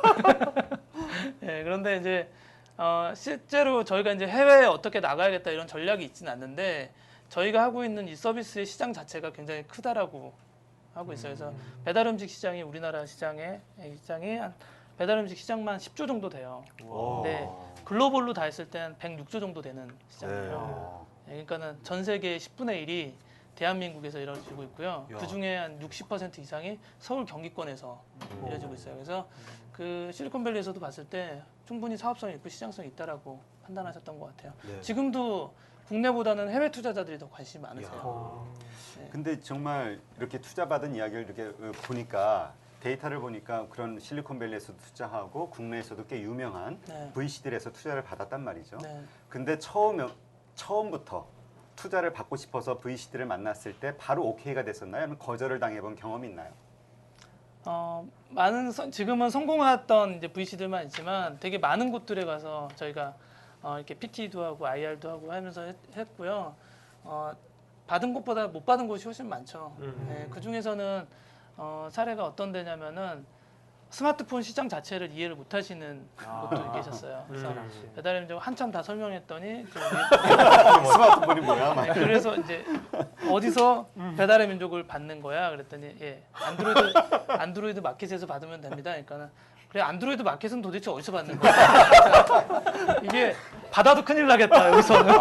예, 그런 것들도 있었고요. 또 많은 곳에서 또 기관 투자자들 중에서는 또 저희가 너무 이렇게 작은 시장이거나 위험성이 높은, 그다음 진입 장벽이 낮은 시장으로 판정받아서 안 된 곳들도 많이 있고요. 그 보통 이제 VC한테 투자 받을 때 회사 가치 있잖아요. 네. 회사 가치 산정 같은 거 네. 보통 우리 회사는 몇 억입니다. 그러니까 10%에 얼마를 주십시오 이렇게 하잖아요. 회사 가치 같은 것도 어떻게 처음에 산정을 하세요? 그런 것들은? 현재까지는 저희는 회사 가치 직접 저희가 산정한 적이 없어요. VC가 다 알아서 합니까? 네. 그 억셉트 제- 하세요 그냥 그걸? 네, 어. 크게 저기 하지 않고요. 그러니까 제가 책에도 그런 얘기를 썼는데 사실은 어떤 사람도 창업할 때, 그러니까 처음 경험이면은 그런 밸류에이션을 계산하는 거는 정말로 너무 어려운 일이거든요. 근데 좋은 사람을 만나면은 좋은 투자자들은 그 회사를 위해서 더 많은 것들을 생각하기 때문에 적정한 밸류에이션 값을 제시를 해줘요. 네. 그리고 이제 그분하고 더 많은 이야기들을 하면서 회사를 키워나갈 수 있다고 생각하고요. 지금 저희가 하고 있는 이제 보넨지스라는 곳이 최초의 투자사였는데 사실은 그때 처음 만났을 때만 해도 제가 이제 주변 분들이 이런 사업을 하고 있다니까 VC를 만나라고 하더라고요. VC가 벤처 캐피탈의 약자인데 제가 그때 VC가 뭐예요? 그랬더니 이제 벤처 캐피탈이라고 얘기했을 정도로 전혀 그 시장에 몰랐던 네. 시장입니다. 그러면 그 VC를 고르실 때 실제로 그 자기한테 맞는 걸 찾아 고르신 거예요? 아니면 우선 찾아가고 투자부터 받자고 하고 이렇게 처음에 접근하셨는지? 일단은 고를 수 있는 상황은 안 되고요. 솔직히 말씀드리면 만날 수 있는 대로 다 만나보시면 될 것 같아요. 근데 그 저는 그런 얘기도 많이 드리는데 투자자도 맨 뒤에 아들 자자가 붙어 있잖아요. 네네. 그 투자자도 사람인데 사업하시는 분들이 투자자를 돈으로만 바라보는 쩐주란 아, 말도 쓰잖아요. 쩐주. 되게 안 좋은 말이죠, 그런 거. 그렇죠. 네. 돈만 대주는 사람으로만 생각하는 게 있어요. 그러니까 사실은 창업자도 그 사람을 사람으로 바라보지 않고 돈으로만 바라본다면 그 투자를 하는 사람이 이 사람을 정말 진정성 있게 바라봐 줄까요? 네. 근데 이야기를 계속 나누다 보면요. 나의 이야기와 그분의 이야기가 되게 많이 맞는 코드들이 있고 네. 마음에 잘 통하는 부분들이 있는 분들이 있어요. 그리고 성공 사례들이 많은 분들 이런 분들과 같이 하면은 조금 더 가능성을 높일 수 있다고 생각이 들어요. 네. 대표님께서 그 좋은 아이디어 하나만으로 이렇게 꾸준히 달려오셔가지고 꽤 많은 성과를 내셨잖아요. 근데 회사가 만약에 지금보다 더 커져서 지금 750만 다운로드지만 그 이상으로 넘어간다면 배달 산업이 아닌 다른 산업에도 뛰어드실 의향이 있으신지 해서요. 아직까지는 거기에 대한 계획은 없어요. 아, 계획은 없으시고. 2016년도까지는 없습니다. 그때까지 2016년 명시해 놓으신 이유는 그 이후로는 뛰어드시. 거기까지만 한번 잡아봐가서요. 네. 아. 2017년까지는 아직 머릿속에는 없어요. 네. 그 2016년도까지 일단 국내에만 일단은 포커싱하고요. 네네. 오케이. 그 대표님 쓰신 책에 보면은 이런 얘기가 있던데 그 사람을 처음에 구할 때 네.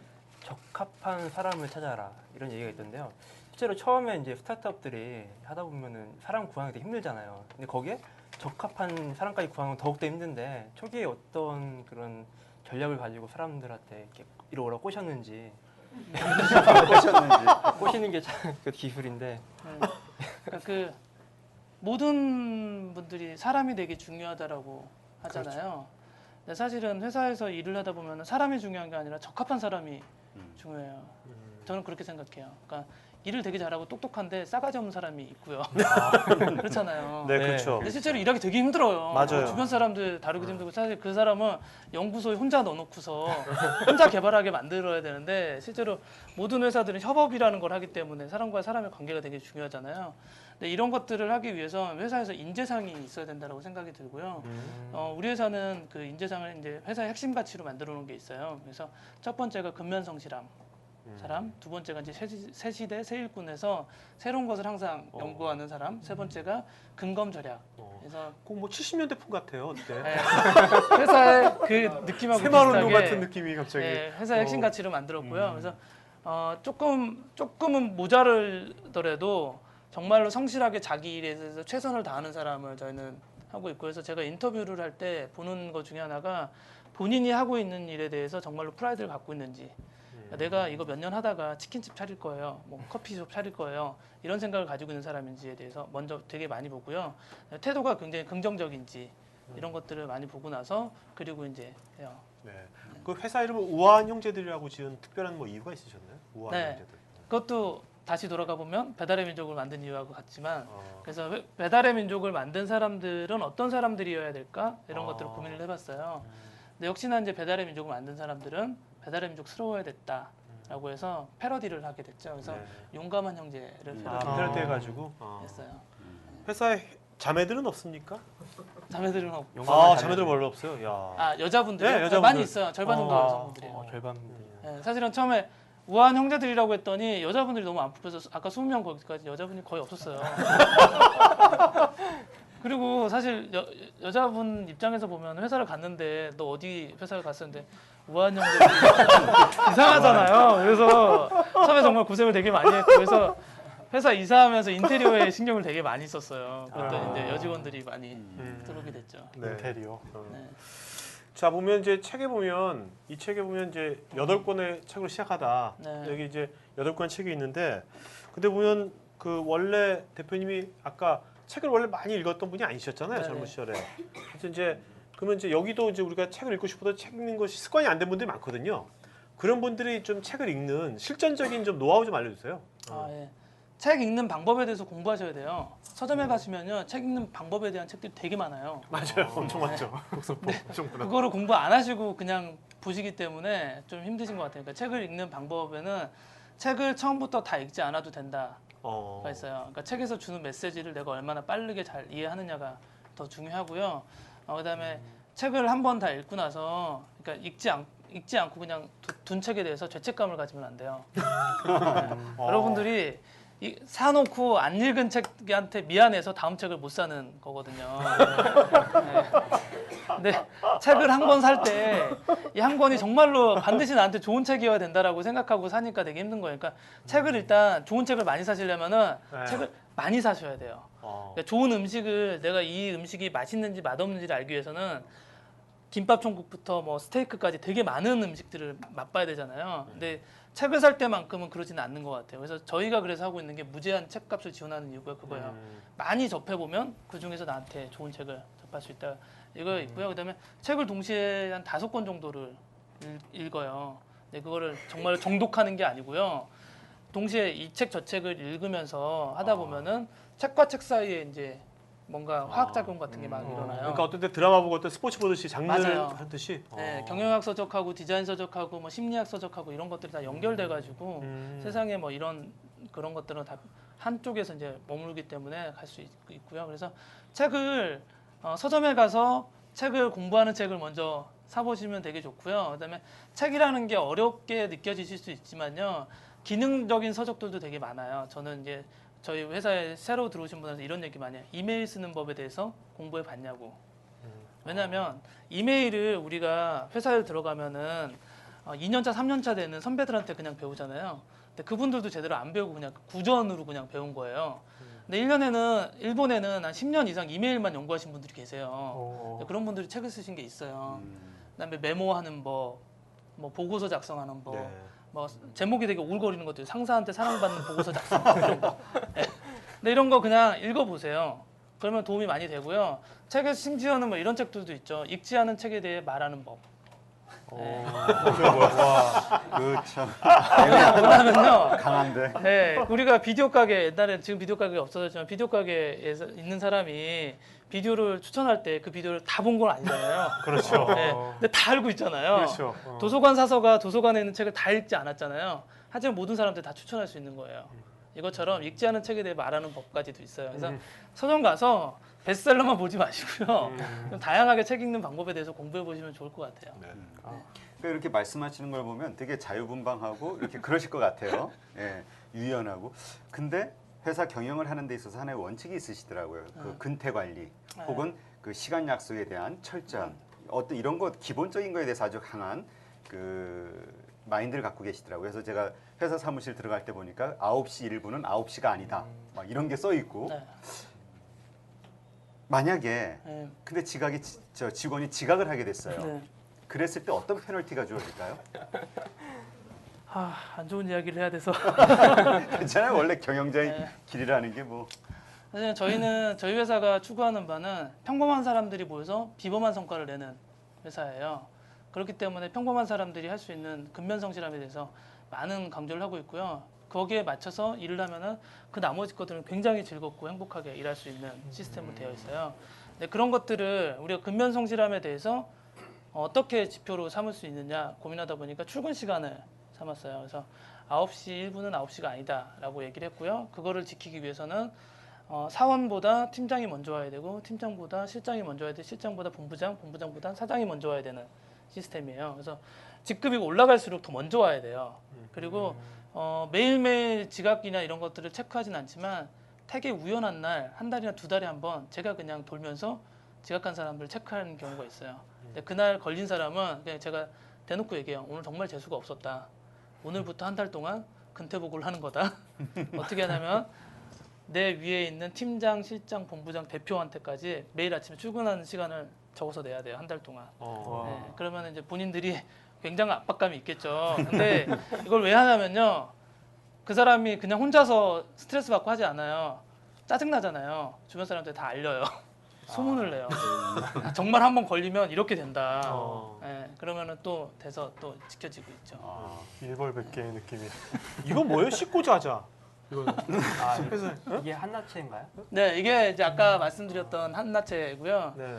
한나체를 만들고 나서 이제 그 한나체를 어떻게 좀 잘 알릴 수 있을까? 그리고 잘 사용할 수 있을까에 대해서 고민하다가 저희가 이제 그 글꼴에 재밌는 사례를 만들어서 알리자 해서 포스터를 만들었어요. 저 포스터를 만들었는데 정말 재밌게 페이스북에서 저 포스터를 갖고 싶다라고 하시는 분들 되게 많아지는 거예요. 근데 저 이제 씻고 자자 저런 거 청소를 안 하면 새로운 우주가 탄생한다 이런 문구들은 재밌잖아요. 근데 저게 이제 아까 했던 우리 타겟층들, 자취생들이 좋아할 만한 문구인 거예요. 예. 그러니까 청소를 하면 새로운 우주가 탄생하는 게 좋다는 거예요, 나쁘다는 거예요, 저게? 안 좋다라는 안 거죠. 좋다는 거. 운이 좋은 나타내는 거구나. 예, 예, 예. 저 하나 선물 받아왔어요. 오늘 먹을 치킨을 내일로 미루지 말자. 아니 근데 네. 예, 그 지금 아주 이렇게 기발한 어떤 센스라든가 이런 위트 넘치는 이런 여러 가지 운영의 묘를 살려서 이제 잘 성장을 해왔단 말이죠. 그리고 어떤 나름대로 이제까지 하지 않았던 방식들로 이제 어느 정도 이제 인지도도 높였고 많은 사업적 성과도 거두셨어요. 그런데 이것이 반짝 성공이 되지 않기 위해서는 계속적으로 혁신이 일어나야 되잖아요. 네. 그 혁신을 하기 위해서 어떤 노력을 하고 계세요? 그 혁신이라는 게 사실은 엄청난 것들이 변화되거나 이런 것들에 대해서도 사람들이 많이 얘기하는데요. 저희가 가지고 있는 생각은 하나를 더 말씀드리면은 저희는 제가 가장 존경하는 기업인이 일본의 교세라의 이나모리 가초 회장님이세요. 일에 대해서 정말로 진지하게 왜 일하는가 저 책. 네, 맞습니다. 네, 그래서 이분께서도 하시는 말씀이 있어요. 최고의 전략은 오늘 하루 최선을 다하는 것이다 라고 하고 있고요. 저희도 뭐 앞으로 어떤 변화들이 일어날지 모르지만 지금 우리에게 주어진 일에 대해서 최선을 다하자가 저희의 방법이라고 말씀드리고 싶습니다. 자, 그러면 이제 Q&A 시간 갖도록 하죠. 이제 1시간이 금방 지났을 것 같습니다. 아, 벌써요? 근데 이제 Q&A 시작하기 전에 저희는 Q&A가 그 쌍방이기 때문에 그 이분들도 물어볼 수 있지만 네. 제 대표님도 고민을 하나씩 듣거든요. 네, 요즘 네. 대표님의 요즘 가장 큰 고민이 뭐예요? 하나 말씀해 보세요. 가장 큰 고민. 뭐 해결해 줄 수 있는 건 아니지만 그래도 가장 큰 고민. 없으신가 본데요. 다 고민이신. 아니야. 해결해 줄 수 없는 데다가 얘기해봐야. 그래도 가장 큰 고민. 네. 이따가 생각나면 말씀드릴게요. 네. 제가 네, 좀 그런 거에 좀 무뎌서요. 그래요. 네. 고민이 없으신가 보네 지금. 네. 자, 그럼 여러분들 마이크 준비해 주고요. 자 질문 주신 분 네, 여기. 자, 마이크. 예, 책을 읽는 방법에 대한 책을 한 권만 소개해 주세요. 책을 읽는 방법에 대한 책을 찾는 방법을 말씀드릴게요. 네. 서점에 가셔서요. 이 도서 검색대에 쓰세요. 그래서 거기에 키워드를 검색하세요. 책 읽는 방법이라고 아니면 책이라고 하시면은 거기에 수많은 책들이 나오는데 일단은 그 중에 하나를 프린트를 하세요. 그러면은 A열 13번에 있다라 이런 게 나오잖아요. 그 근처에 가시면은 거기 전체 책이 다 거기에 관련된 책이에요. 그리고 그런 기능서들 있잖아요. 책 읽는 방법이라던가 아까 이메일 쓰는 방법이나 이런 거는요. 출판이 오랫동안 되지 않아요. 그래서 제가 지금 책을 추천을 드려도 절판돼 있을 확률이 높아요. 그래서 책 읽는 방법에서 그 책을 고르는 방법을 아시면은 나중에 많이 사용해 보실 수 있을 거예요. 그러니까 이메일을 공부해야겠다 그러면은 도서 검색대 가서 이메일을 검색하시고요. 나온 거를 가져가서 거기 가시면은 다 그 책이 한 20-30권은 나와요. 네. 자, 또 질문? 네, 마이크 좀 옆에 전달해 주고요. 네. 네, 말씀 잘 들었고요. 아까 김밥을 옆에서 같이 먹어서 되게 예. 반가웠습니다. 네.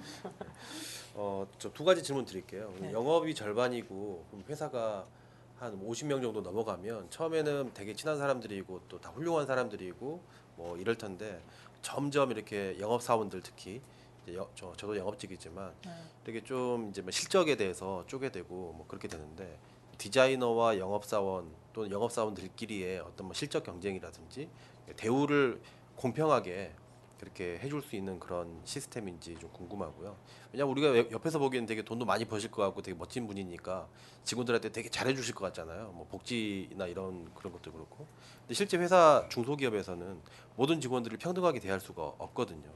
또 그렇다고 돈을 뭐 2배, 3배씩 줄 수 있는 것도 아니고. 그리고 그런 부분 어떻게 하시는지 좀 궁금하고요. 그 다음에 이제 해외 뭐 예를 들어서 똑같은 시스템을 이거 똑같은 시스템을 베트남이나 중국에서 따라한다고 하면 그걸 막을 방법이 있는지, 즉 이제 우아한 형제들의 이 서비스가 해외 진출하려고 할 때 이미 하고 있는 건 아닌지, 또 실제로 한국에서 성공했다고 해서 한국 사람이 그 해외 나가서 성공할 수 있는지 이 두 가지는 궁금합니다. 진짜 베트남에서 우아한 자매들 해가지고 따라할 수도 있겠다. 자매님들이 너무 집착하시는데. 네, 두 번째 거부터 답을 드릴게요. 해외 시장은 이미 핫하게 돌아가고 있어요. 그래서 그 이미 뭐 시뮬리스트라든가 뭐 저스티, 뭐 그룹 오브 많은 회사들이 있고요. 그리고 뭐 아프리카의 세렝게티 막 거기까지 막 진출할 이야. 정도로 온 나라에 다 진출되어 있는 상태예요. 그러니까는 배달 음식 시장이 한국에서만 핫하다고 해서 우리만 있는 게 아니고요. 유럽, 미국, 남미 쪽, 뭐 중국 다 들어가 있어요. 그래서 글로벌하게 되게 핫한 서비스고요. 저희는 아직까지는 계속 거기에 대한 관찰을 하고 있어요. 그래서 그 회사들이 그 지역에서 어느 정도 성과를 내고 있고 어떻게 움직이고 있는지에 대해서 계속 관찰을 하고 있는 단계이고요. 저희 거를 따라할지 어떨지는 모르지만 그들도 그들 나름대로의 방식으로 하고 있기 때문에 그러고 있고, 두 번째는 영업사원들과 디자이너 뭐 안쪽에서 일하는 분들과의 뭐 차별이 있지 않을까, 아니면 어떻게 보상이라든가 이렇게 어떻게 하고 있냐라고 하지만 저희는 영업하시는 분들이 어떤 기준으로 말씀드려야 될지는 잘 모르겠어요. 근데 뭐 저는 사실은 인센티브나 이런 거에 대해서는 그렇게 좋게 생각하는 사람은 아니에요. 인센티브는 사실은 사람이 어떤 돈에 의해서 그 동기부여를 발생해서 일을 한다라는 것 자체가 그렇게 순수하지 않다라고 생각하는 사람 중에 하나이기 때문에 인센티브 제도는 크게 활용하고 있지 않아요. 그러니까 보상 제도 자체가 저희는 거의 없어요. 네. 그리고 뭐 그러니까 연말에 인센티브 나간다거나 이런 거에 대한 것들이 별로 없고요. 반대로 어떻게 하면은 구성원들이 자존감을 가지고 이 서비스를 계속 만들 수 있는가에 대해서 더 많이 고민하고 있고요. 그래서 이제 복지라던가 아니면은 우리가 바깥에서 어떤 대외 활동을 할 수 있는지에 대한 이런 것들, 세상에서 어떤 역할을 할 수 있는지에 대한 이런 거에다가 그런 자원들을 사용하고 있는 상태예요. 네. 그럼 지금 직원이 지금 70여 명 됐다고 그러시잖아요. 네, 90명 가까이. 90명. 와. 어떻게 보면 회사는 지금 말씀드리면 회사가 약간 좀 뭐 공동체는 아니지만 네. 뭔가 그런 느낌이 좀 들 것 같은데요. 일반 90명이지만 네. 아주 그냥 그 일반 회사 대기업처럼 그렇게 된 게 아니라 네. 약간 90명이 서로 뭔가 동아리는 아니지만 뭔가 그런 느낌이 들 것 같은데 맞나요? 좀?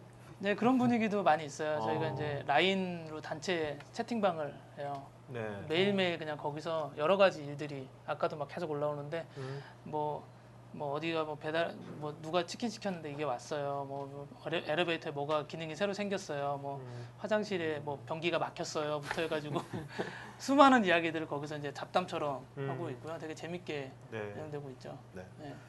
자, 온라인에서 안철수님께서 온라인으로 성과를 낼 수 있는 아이템이 배달 말고 또 어떤 것들이 유망할까요? 너무 사실 뭐 그래도 뭐 그냥 이걸 제가 물어봤어야 되는데. 네. 네. 사실 저도 잘 모르고요. 네. 근데 한 가지 제가 관심을 많이 보고 있는 건 뭐냐면요. 네이버 카페나 다음에 카페예요. 이미 온라인에 사람들이 어떤 니즈에 의해서 많이 모여 있는 곳. 그러니까 자출사. 그다음에 뭐 그 여자분들 많이 보는 그 인테리어 하는데 그런데 그 레몬 테라스, 레몬 트리 뭐 이런 것들도 있고요.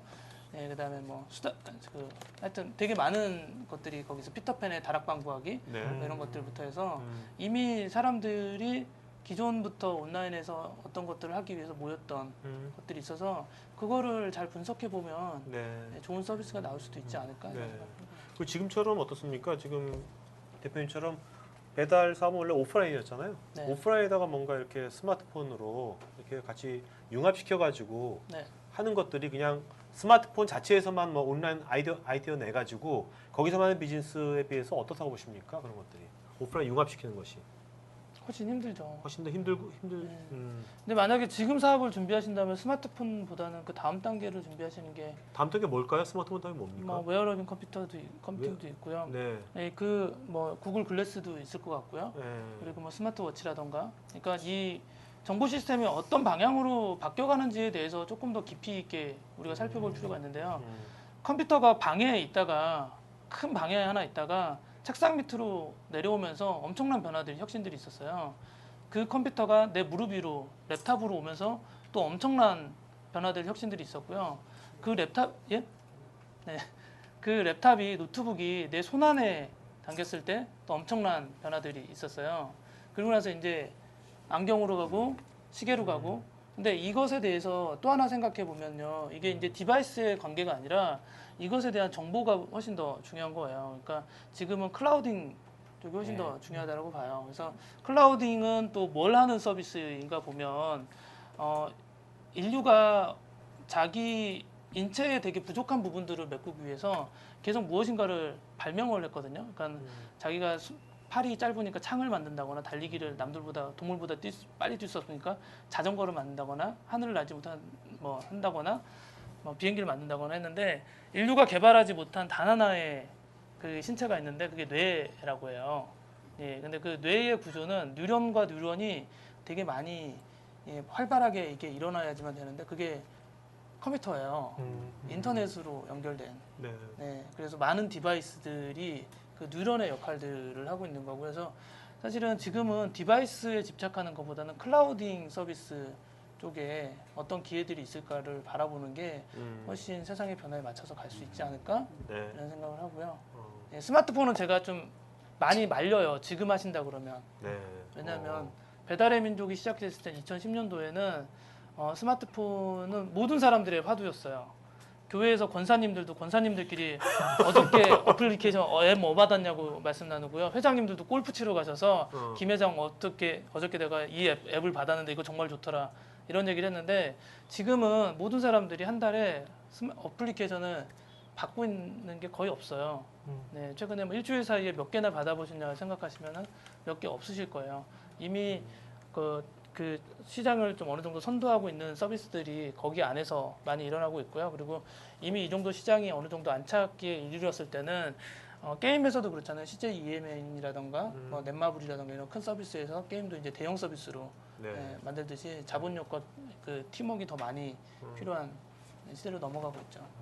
클라우드 서비스라면 뭔가 그것이 뭐 IT적 클라우드 서비스라면 그 개념적으로 보면 뭔가 기업이나 사람들이 하고 있는 것들을 뭔가 아웃소싱 해주는 그런 서비스도 생각할 수 있는 건가요? 그런 것들? 네, 그런 것도 생각해 볼 수 있을 것 같고요. 거기에 대해서 개념을 잡는 게 되게 중요할 것 같아요. 네. 네. 자, 또 질문 있으신 분? 네, 마이크 좀. 네, 하세요. 마이크 있어요? 네. 네. 안녕하세요. 반갑습니다. 반갑습니다. 예. 네. 저는 그 바이크 관련 업종에 예. 종사하다가요. 예. 실제로 그 배달 대행 서비스를 네, 네. 작년까지 했다가 아, 예. 개인 사정으로 접게 됐는데요. 그 오프에서 실제로 마지막 단계지 않습니까? 그 배달 소비자한테 직접 가는 단계인데 그걸 웹을 실제로 프로그램을 사용을 해서 프로그램상과 오프에서 지금 바이크 관련된 그 라이더들라 그러죠. 배달 네. 학생들인데요, 주로. 그분들 상대로 직업 창출 하나 하고 네. 또 벤처마킹 할 수 있는 직접 그 분야까지 뛰어들 수 있는 벤처마킹이 가능하신지 두 가지를 한번. 저희도 그 부분에 대해서는 고민을 좀 해봤었는데요. 이미 그쪽을 시장을 진입한 친구들이 있고요. 팀들도 있고 저희가 봤을 때는 우리의 사업 영역은 아니다로 규정을 줬어요. 저희는 배달 음식을 만드는 곳과 배달 음식을 먹는 사람을 잘 연결시켜주는 걸로 저희 서비스를 규정을 했어요. 네, 그래서 거기까지는 조금 힘들지 않을까 생각이 듭니다. 자, 마이크 좀 앞에 전달해 주시고 앞에요. 이병력 씨, 온라인에서 이병력 씨. 아까 1년만 정도 배고픈 상황에서도 20여 분의 직원들이 남아 있다고 그랬는데 그렇게 엮을 수 있었던 바탕이 무엇인지. 그 직원들이 계속 견딜 수 있었던 바탕. 글쎄 뭐 신념 같은 것들이 좀 있었던 것 같아요. 재미 같은? 네, 재미. 서로 같은 뭔가 네. 이렇게 회사 같은 것이 아니라 뭔가 동아리 같은 느낌? 그런 건가요? 그 동아리 같은 뭐 그런 느낌이라고 말씀드리기는 잘 모르겠고요. 그러니까 우리가 뭔가 시장에 대해서 돈을 벌고 있지는 못하지만 네. 시장에서 사장님들이라던가 많은 사용자들한테 영향력을 미치고 있구나 이런 것들이 저희한테 되게 많은 네. 동기부여가 됐던 것 같아요. 지금은 돈을 많이 벌고 계십니까? 지금 어떠세요, 지금? 그냥 벌고 있습니다. 그냥 벌고 많이는 빼고요. 먹을 만큼만? 네. 자, 네. 네, 안녕하세요. 저는 스타트업을 준비하고 있는 대학생인데요. 네.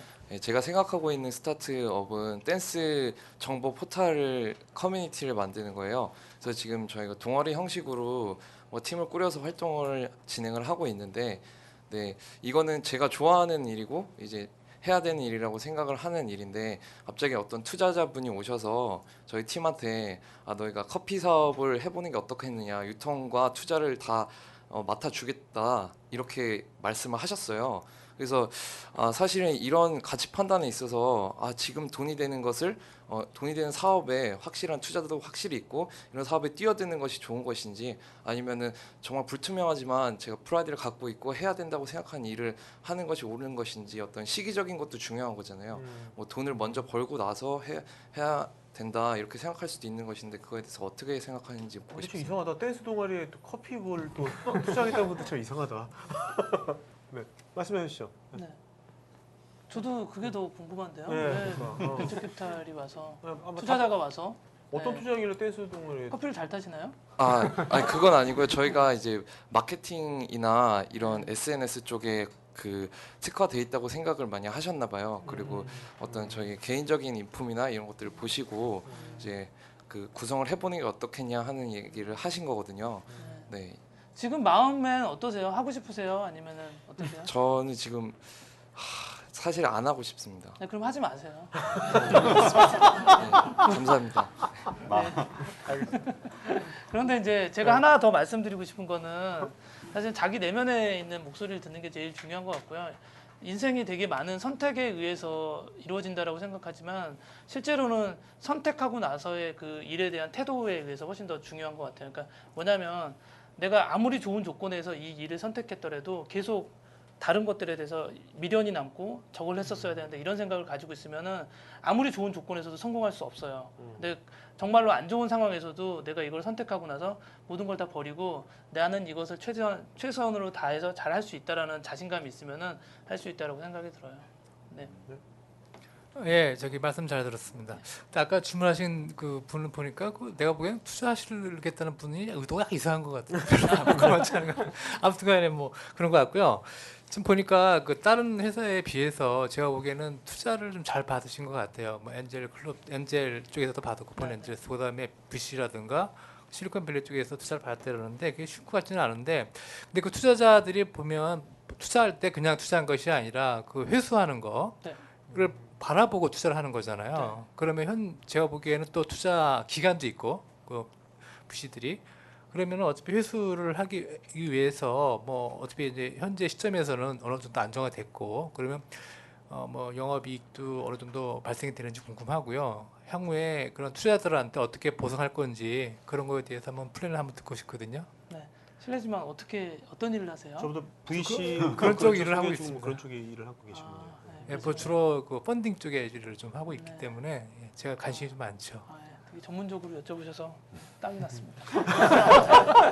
네, 그 투자자들은 엑시트 플랜이라고 하죠. 그러니까 이 회사에 투자를 해서 어떻게 회수할지에 대한 플랜이 이제 두 가지 방식이 있는 거죠. 하나는 이제 다른 회사의 M&A 인수합병이 되거나 아니면 IPO에 상장해서 주식시장에 공개가 되거나. 근데 저희는 지금 가지고 있는 플랜은 후자예요. IPO 상장 쪽으로 많은 역량을 모으고 있고요. 그리고 투자자들도 저희하고 같이 하고 있는 투자자들도 이 회사가 앞으로도 성장할 가능성이 훨씬 더 많기 때문에 지금 어떤 회수라던가 이런 것을 이야기하는 것보다는 사실 제가 사업 계획을 내면 투자자들이 더 반대로 더 이렇게 해요. 올해 2013년에 이익을 내지 말라고. 이익 내지 말고 번 거를 다 투자해서 인력 투자하고 저기 인프라 투자해가지고 회사를 더 크는데 집중하는 거에 대해서 얘기하고 있고 그래서 올해는 사실은 영업이익은 거의 없어요. 네, 그러다 마이너스는 아닙니다. 네. 네. 자, 그다음에 온라인에서 박현식님께서 가장 감명 깊게 읽은 책은 어떤 책인지. 네, 제 인생을 바꾼 책이 아까 말씀드렸던 왜 일하는가라는 그 책이요? 책이에요. 네, 그러니까 이나모리 가치오 회장님은 일본에 이제 교세라는 회사를 만드셨고요. 제가 그때 이제 어떤 생각이 들었었냐면요, 사업도 망하고 내가 이 일을 언제까지 할 수 있을까 이런 되게 답답한 마음이 있었을 때 그 책에선 어떤 이야기를 했냐면요. 사람들이 왜 일하는가에 대해서 이야기를 해보자라고 얘기를 했었어요. 근데 서양 사상에서는 우리가 그 기독교 윤리 사상이기 때문에 아담과 하와가 선악과를 따먹고 벌을 받아서 남자는 일하는 고통을, 여자는 출산의 고통을. 그래서 사람들이 일은 피할 수 있으면 피해야 되고 최대한 적게 일하고 많이 버는 것이 좋은 것이라고 얘기를 하면서 이제 우리는 이런 걸 꿈꾸죠. 40이나 50 정도 됐을 때 은퇴를 해서 어디 먼 저쪽 가서 편안하게 사는 휴양지 같은 데서 사는 이런 것들을 꿈꾸지만 이나모리 가치 회장님은 이런 것을 하시더라고요. 그러니까 일이라는 건 나 자신을 성장시키고 수련시키는 과정이다. 평생 동안 하나의 일에 정진해서 정말로 새로운 그러니까 위대한 깨달음을 얻을 수 있다. 아무리 작은 일이라도. 그래서 그분이 그렇게 해서 교세라라는 큰 회사도 만들 수 있었던 것 같고요. 얼마 전에 또 일본의 JAL 항공사가 맞아요. 했다가 다시 또 살리셨잖아요. 이나모리 가치 회장님께서. 그래서 저는 제가 한 대 딱 맞은 것 같았었어요. 그러니까 디자인을 오랫동안 하면서 저도 아까 말씀드렸던 그런 사람이었거든요. 적게 일하고 돈 많이 벌고 그다음에 뭐 휴가 어디 갈지 생각하고 내가 일하는 것에 대해서 이런 것들이 나한테 어떤 가치를 주는지에 대해서는 잘 생각을 못했죠. 그러니까 행복을 위해서 돈을 벌어서 살기 위해서 일을 한다가 아니라 행복과 일을 통해서 내가 성장하면서 그것이 일과 행복이라는 것 자체가 하나가 될 수 있다라는 거를 알게 됐고요. 그래서 제가 일하는 태도 자체를 완전히 바꾸게 됐던 책이에요. 그래서 저희 구성원들이 입사하면은 가장 많이 추천해주는 책이에요. 네. 그러니까 직원이라는 표현보다 구성원이라는 표현을 자주 쓰는 것 같아요. 네? 그죠? 네. 저도 그런 표현이 좋더라고요. 그러면 결국 이제 취미가 일인 거, 일이 취미, 일하는 것이 취미, 그죠? 취미가 따로 있는 게 아니라 그런 거네요. 네. 저는 그러니까 지금 경영자 CEO의 역할도 맡고 있긴 하지만 디자이너로서 삶이 훨씬 더 저의 가슴을 뜨겁게 하거든요. 그래서 많은 일들을 지금 하고 있어요. 그러니까 아까 뭐 폰트를 만든다거나 이런 것도 사실은 회사에서는 전혀 상관이 없었는데 제가 만들고 싶어서 했던 그런 일들이고요. 네, 그래서 그런 것들을 하는 게 그 에너지가 또 다시 회사를 경영하는데 또 좋은 에너지로 많이. 그러니까 앞으로 회사가 엄청 더 커지더라도 본인의 그런 전문성을 계속 갖고 나가겠다 그런 말씀 알아들으면 되겠네요. 또 질문 있으시면 네.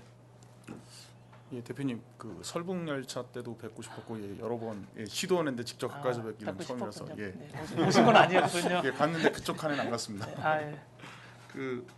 저는 이제 매번 이제 대표님뿐만이 아니라 계속 이제 성공하신 분들 여쭤보는 게 한 가지가 있어서 두 가지를 여쭤볼까 하는데요. 하나는 이제 대표님이 중간 중간에 말씀을 해주셨는데 성공의 개념이 다 이제 다르지만 공통적인 부분은 있긴 합니다만은. 그 대표님만이 생각하신 아직 성공은 완전히 이루지 않고 계속 ING 중이라고 말씀을 중간에 하셨는데 대표님이 생각하고 계신 성공의 정의를 알고 싶고요. 두 번째는 이제 대표님이 중간에 짧게 말씀하셨습니다만은 진짜로 갖고 있는 모든 이제 재산 날리시고 물론 사모님이 그렇게 힘을 주셨다고는 하지만 여기서 저도 그렇습니다만 중간에 이제 사람들이 가장 힘든 부분이 가족들한테 이제 좌절했을 때 뭐 어떻게 할지도 모르고 이제 정말 힘들고 어려운 경우가 생길 수가 있는데. 그때 이제 대표님께서 일어날 수 있었던 가장 큰 이제 동력은 무엇인지 그 두 가지가 좀 알고 싶습니다. 두 번째부터 말씀드릴게요. 저를 이제 다시 일으켜줬던 동력은 역시나 제 아내였던 것 같아요. 그리고 이제 회복 탄력성이라는 책을 보면 김주환 교수님께서 쓰신 사람이 바닥까지 내려갔을 때 다시 치고 올라가는 그 힘은 그 사람을 믿어주는 세상에 단 한 사람이 있으면은 있다라고 해요. 그래서 저는 정말로 제 아내 때문에 되게 많은 힘을 얻었던 것 같고요. 그 성공이라는 거에 대해서 참 어려운 주제인 것 같아요. 근데 제가 생각하는 성공은 사실은 어떤 거냐면 세상을 최고로 여행하라라고 니체가 얘기를 했고요. 저는 그 책을 보면서 그 책이 또 이런 얘기가 있어요. 여행의 보상은 목적지에 있지 않고 여정에 있다. 그래서 그 과정 자체에 있다라는 이야기가 저한테는 가슴에 되게 많이 와닿았어요. 근데 그 성공이라는 게 그 여정 중에서 맞닥뜨리게 되는 아주 우연한 행운이라고 생각이 들어요. 왜냐하면 성공하기 위해서는 많은 사람들이 부지런하고 근면하고 누구를 어떻게 하고 하면 성공한다고 하지만 사실 그렇게 해도 성공 못할 수도 있어요. 네, 아주 냉정하게. 하지만 그렇지 않고 게으르게 살고 이렇게 하더라도요. 세상이 말하는 그 성공이 될 수도 있다라고 생각이 들어요. 그러니까 인간이 할 수 있는 노력할 수 있는 것을 넘어선 어떤 보이지 않는 힘, 보이지 않는 손이 분명히 있다라고 생각이 들고요. 그래서 그 행운이라는 말을 저는 쓰고 싶고요. 제가 성공이라는 것에 대해서 가장 감명 깊게 느꼈던 그 문구가 있는데 링컨 대통령께서 말씀하신 그 권력의 조건이라는 책이 있어요. 그 책에 이제 링컨 대통령의 정기식으로 쓰여 있는데 맨 뒤에 이런 이야기가 써져 있어요. 내가 바라는 것이 있다면 나로 인해 세상이 조금 더 좋아지는 것을 보는 것이다. 예, 저는 이게 성공이 아닐까 생각합니다. 네. 자, 온라인에서 김영선님께서 9시간 출근 시간 엄수를 엄격하게 하신다고 하셨는데 퇴근 시간이나 야근에 대해서는 어떤 관점을 가지고 네, 계신가요? 엄격하지 않습니다. 퇴근 시간은 정해져 있지 않나요? 그럼 회사가? 아니요. 이제 뭐 퇴근 시간 6시 반인데요. 네. 대부분 야근을 많이 하죠. 아, 가면 내버려둬 또? 야근을 해도 9시까지 출근해야 되는 겁니까? 네. 야근을 하더라도? 네. 어. 그게 이제 지속성인 것 같아요. 그러니까 음. 벤처들이 하룻밤 이틀밤 새고 뭐 2, 3일 또 안 나오기도 하고 그런 건데 저희는 본인들이 약간의 그런 컨디션을 관리를 해요. 그래서 네. 11시나 12시가 돼서 다음날 일하는 데까지 지장이 되겠다 그러면 들어가고요. 그래서 철야는 안 해요. 네. 네. 알겠습니다. 자, 또 질문. 네. 마이크 좀. 네. 제 기업이 되게 센스가 있으신 것 같아요. 대표님 말하시는 것 봐도 되게 센스가 있으신 것 같은데 혹시 뭐 회식 문화라든지 뭐 회사만의 어떤 독특한 뭐 문화생활, 그러니까 일 외적으로 하는 활동 같은 게 따로 있으신지. 회식이면 전 일반적으로 술 먹고 하는 걸로 알고 있는데 센스가 있으시니까 좀 다를 거라고 판단이 되거든요. 그래서 배달을 시켜. 네. 배달을 시켜. 배달. 아, 뭔가 네 그런 거에 대해서 네 들어보고 싶습니다. 네. 네. 회식 중에 재미있는 문화가 있어요. 그러니까 한 달에 한 번씩 그 저희 모든 구성원들이 같이 모여서 이야기하는 시간이 있는데 제가 이제 그달 있었던 이야기와 이달 우리는 무엇을 중요하게 해야 되는지에 대해서 잠깐 스피치를 하고요. 그다음에 아주 유명한 인사이트를 줄 만한 아주 큰 분을 모셔서 강연을 1시간에서 2시간 정도 듣고요. 네. 그리고 90명을 엑셀에다가 넣고서 랜덤한 수로 돌려요. 그래서 4명씩 짝을 져요. 그러니까 인턴하고 뭐 CTO랑 뭐 디자이너랑 아무렇게나 될 수 있고요. 이분들이 짝을 맺어서 4명씩 짝을 맺으면 회사에서 인당 10,000원씩을 지원을 해주고 네. 2시간 동안 밥을 먹는 거예요. 오. 네, 그러면은 아무나 하고 걸렸기 때문에 되게 재밌는. 괜찮다. 그런 거 있고 회식 문화는 아니지만 또 재밌는 문화가 또 있는데요. 그 저희가 층을 3개 층을 쓰고 있어요. 예, 그러다 보니까 층을 관리하는 사람들이 이제 계속 있어야 되는데 청소하는 아줌마가 있긴 하지만 저는 이렇게 저희 이제 구성원으로 얘기하다가 그 회사를 정리하거나 챙기는 사람이 회사 안에 누군가 있는 게 훨씬 더 좋겠다 해서 안전보건 총책임자라는 직함이 있어요. 네, 안전보건 총책임자. 그럼 뭐 치프 오브 뭐예요? 그 치프 시큐리티 오피서예요, 그것도? 영어로는 안 정했는데요. CSO가 되겠네요. 네, 그게 완장으로 있어요. 노란색 완장으로. 그래서 이거를 이 사람의 역할은 뭐냐면요. 다른 동료들이 일하는 것을 편하게 도와주는 역할을 해요. 그러니까 아침마다 음료수를 채우고요. 아마 휴게실이 지저분하면 치우기도 하고요. 그분은 그것만 하시는 거예요, 그러면? 아니요. 자기 일을 하면서 하는 거죠. 한 달 동안 하는데. 돌아가면서 완전히 바뀌는구나. 예. 주번이네, 주번. 네, 맞아요. 주번이네. 근데 이거를 매달 처음에 시작할 때 제비를 뽑아요. 그래서 인턴부터 대표이사까지 다 뽑아서 걸리면 그 사람이 그냥 하는 건데 정말로 이게 되게 잘 지켜진 게 이사가 걸려도요 애들이 안 도와줘요. 걸려보셨나요? 저는 아직까지는 안 걸렸어요. 근데 뭐 CTO님도 걸리시고 뭐 연구소장님도 걸리시고 경영지원 이사님도 걸리시고 되게 많은 분들이 걸렸었어요. 네. 자, 또 질문 네 하세요. 네. 네, 안녕하세요. 예, 저 2가지 질문만 할게요. 대표님 말씀 들어보니까 굉장히 가정적이신 것 같은데 혹시 일과 가정의 그 밸런스를 잘 잡고 계신지요? 그리고 2번째 질문은 창업은 흔히 출산의 고통이라고 비교될 정도 굉장히 냉혹하고 외로운 거라고 생각을 하거든요. 그래도 주변에 돌아보면 많은 분들이 그래도 창업을 많이 생각하고 계시는데 혹시 그런 분들에게 어떤 하시고 싶은 말씀이 있으시다면 어떤 게 있을까요? 일과 가정에 대해서 밸런스를 많이 맞추기 위해서 많은 노력을 하고 있는데 하는 것만큼 잘 되진 않는 것 같고요. 그러니까 평일날에는 거의 뭐 7시가 되기 전에 집에서 나오기 때문에 애들 얼굴 못 보고요. 밤 12시가 넘어서 들어가기 때문에 평일에는 아예 못 보고요. 근데 주말에는 꼭 같이 있으려고 해요. 예. 그런 것들이 있고 또 와이프하고는 와이프가 지금 창업을 했어요. 어떤 분야였어요? 어떤 분야? 와이프도 이제 저랑 비슷한 스마트폰 분야에서 하고 있고요. 사무실을 지금 같이 쓰고 있어요. 출퇴근을 같이 하고 있기 때문에 와이프하고는 잘 지내고 있고요. 창업을 하는 분들께 말씀을 드리자면 사실은 창업 자체가 목적인 분들이 되게 많으신 것 같아요. 네, 그리고 창업을 하고 나서 스타트업이나 벤처가 되게 자유로운 문화나 이렇게 내가 그냥 대기업에서 그런 것들이 너무 싫어서 출근 시간도 자유롭고 뭐 하고 싶은 거는 하면 되고 뭐 하루 일하고 뭐 며칠씩 쉬어도 되고 이런 것들에 대한 막연한 환상들이 있어서 그냥 창업하시는 분들도 가끔 계시는데 그런 게 아니라 정말로 자기가 좋아하는 일 그리고 잘할 수 있는 일 그 일을 그냥 꾸준하게 하다 보면은 굉장히 자연스럽게 창업의 과정이 나타난다고 생각이 들어요. 그러니까 무리해서 처음부터 지금 시대가 지금 창업이 붐이니 지금 꼭 해야 돼 이런 생각보다는 지금 자기가 하는 일에 대해서 더 집중을 많이 하시는 게 언젠간 창업할 수 있다고 생각이 들고요. 대한민국이 저는 이런 생각이 들어요. 대한민국에 되게 서글프게도 언젠가는 창업을 한 번씩 해야 되는 운명인 것 같아요. 나이 100세까지 산다라면 마지막에 치킨집을 차릴지 어떨지는 모르겠지만 평생 직장이란 개념 자체가 없어져 버렸잖아요. 그래서 언젠간 한 번은 창업할 수 있다는 생각을 가지고 자기가 하고 있는 분야에서 정말로 전문성과 최고가 되기 위해서 노력을 많이 하는 자세가 더 중요한 것 같아요. 네, 자 또 질문 앞에 마이크 좀 넘겨주세요. 네.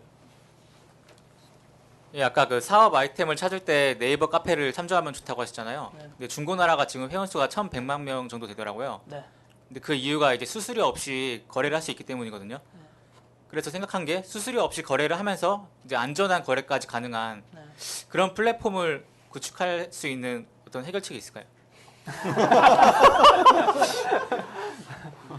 해결책은 세신데? 있겠지만 이미 그 시장에는 많은 사업팀이 나타났어요.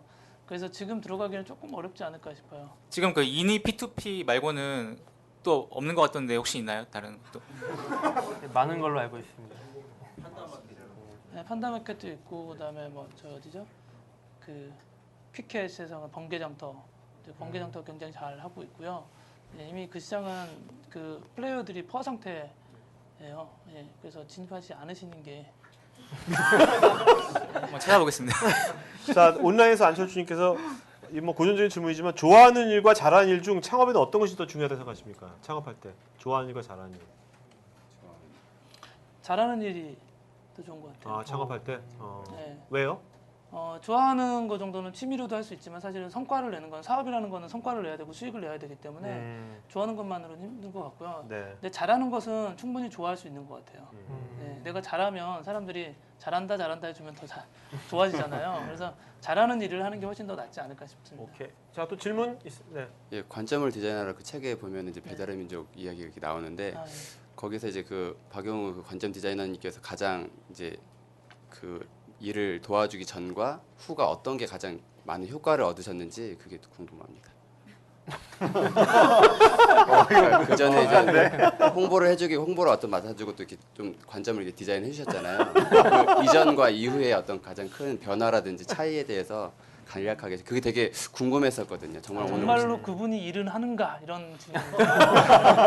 그런 것도 있고 어떤 부분에서 가장 큰 도움을 주셨는지 그게 궁금했습니다. 사실은 되게 자주 만나서 많은 이야기들을 나눠요. 그래서 저희가 하고 있는 일들이 사람들한테 어떤 관점으로 비춰주는 게 좋을지에 대한 이야기들 많이 나오고요. 그러니까는 뭐 직함이 홍보이사 이렇게 홍보 고문으로 되어 있지만 실제로 관점 디자이너가 맞고요.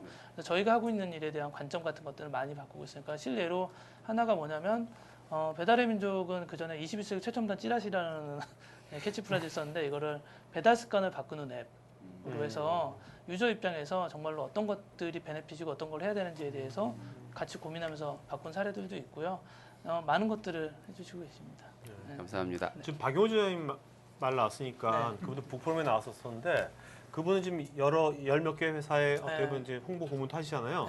그런 것처럼 앞으로 미래에는 뭐 그런 식으로 아까 클라우드 서비스 말씀해 주셨지만 꼭 그것이 클라우드 서비스가 IT적인 그런 클라우드가 아니라 사람이 그분처럼 여러 회사의 풀타임은 아닌데 뭔가 이렇게 뭔가 어떤 계약직으로라도 그런 식으로 뭔가 자기 타임 쉐어링하는 것처럼 그런 식의 사람들이 많이 나올 거라고 보십니까? 그런 종류의 사람들이 어떻게 보세요? 저는 충분히 많이 나올 수 있다고 생각을 하고 있어요.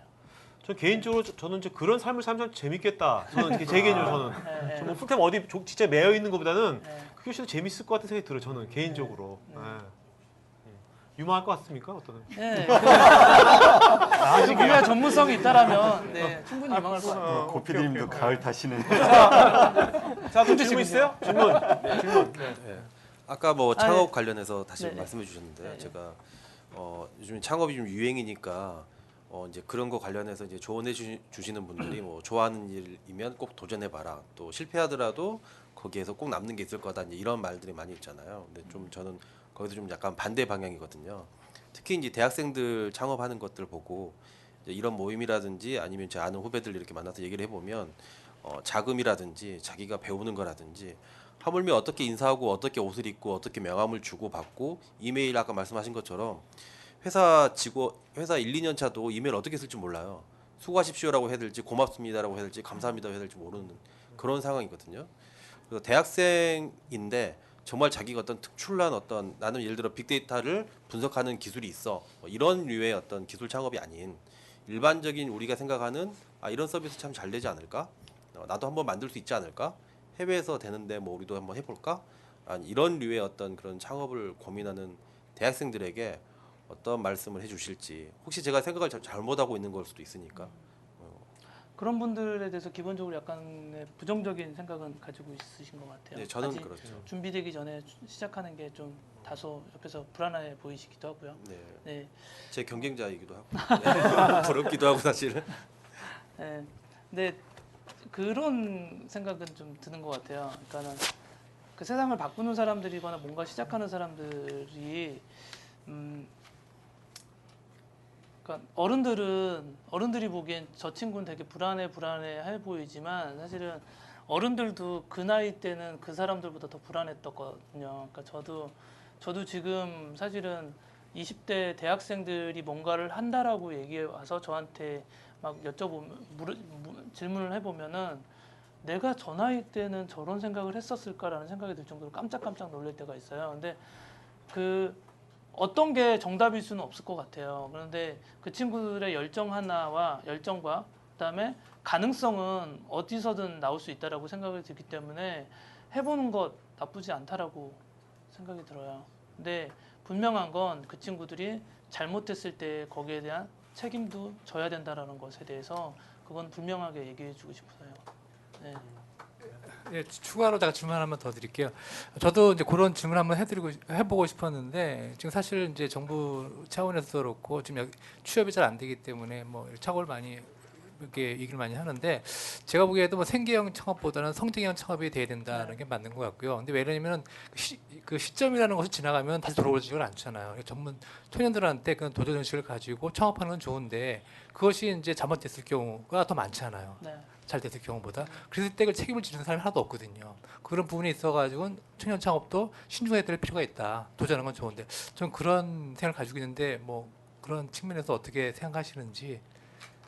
네. 그 부분에 대해서는 비슷한 생각을 가지고 있다고 말씀을 드렸고요. 근데 그 책임이라는 게 또 내가 그 뭐 1억, 2억을 뭐 VC에서 받고 뭐 이런 것들을 다 이제 토해내야 된다 이런 거에 대한 개념은 아니고요. 사회적으로 내가 같이 했던 사람들과 이 업에 대해서 책임감을 더 가지고 진중하게 좀 했으면 좋겠다. 이거 그냥 한번 해보고 정부 과제에서 돈을 땄으니까 해보고 아니면 뭐 말지 약간 이런 되게 편하게 생각하시는 쉽게 생각하시는 분들이 있어서 말씀을 드렸던 겁니다. 네, 알겠습니다.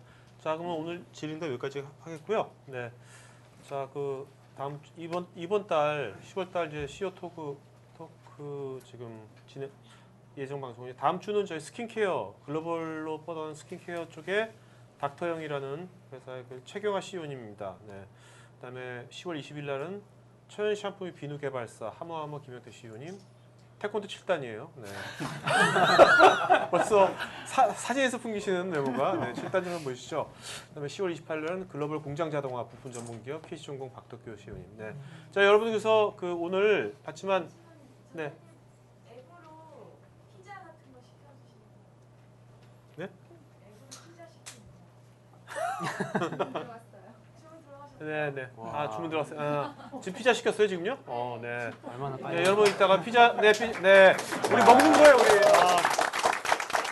오늘 가장 큰 박수가 많이 나오네요. 네. 자, 여러분들 그 여기 오늘 봤죠? 이 두 분 오늘 처음 MC 봤는데 잘하죠? 네. 그죠? 그러니까 여러분들 저하고 임 대표님 다 알아서 좀 그냥 해주니까 MC 보고 싶은 분들은 저한테 페이스북 쪽지로 보내세요. 나 MC 보고 싶다고 어떤 분 왜 그렇게 하시면 저희가 MC 저희가 자리 같이 해보도록 하겠습니다. 한번 해보는 거 되게 좋습니다. 이런 거 자꾸 해보는 거. 네, 좋네요. 예. 좋죠. 자, 다음에 오늘도 이제 페이스북 CEO톡 페이지에서 많은 온라인에서 많은 분들이 또 오프라인에 참가하신 분들도 좋은 의견들 또 질문들 많이 보내주셔서 좋았고요. 또 우리 여기 또 소통하는 거는 그룹이 있어요. 페이스북 그룹이 있거든요. 여기 그룹에서 오늘 오신 분들 여기서 이따가 물론 스탠딩 파티 할 때 같이 뭐 인사 나누겠지만 여기서 명함 자꾸 나눠봤자 기억도 못 합니다. 이런 데서. 그러니까 그러지 말고 요즘 같은 시대 때는 이런 그룹에서 편하게 자기 뭐 회사를 꼭 밝힐 필요는 없어요. 나 어떤 데 관심 있고 뭐 하는 사람이고 이런 거 좀 얘기하시면 서로 다음번에 오프에서 만날 때 되게 서로 편하게 소통할 수 있거든요. 그러면 좋을 것 같습니다. 네. 자, 그러면 오늘 그 마지막으로 한 말씀 해주시고 마칠 거 하죠. 네. 오늘 이렇게 그 좋은 자리에 불러주셔서 정말 감사드리고요. 저희 그 페이스북에 보니까 중견기업들이 나와서 얘기하는 자리인데 제가 창업한 지 얼마 안 된 그 회사로서 이렇게 중견기업이 될 회사도 됩니다. 네. 감사합니다. 중견기업이 될 회사도. 네. 꼭 중견기업이 돼서 다시 나오겠습니다. 감사합니다. 자, 그러면요 지금 여러분.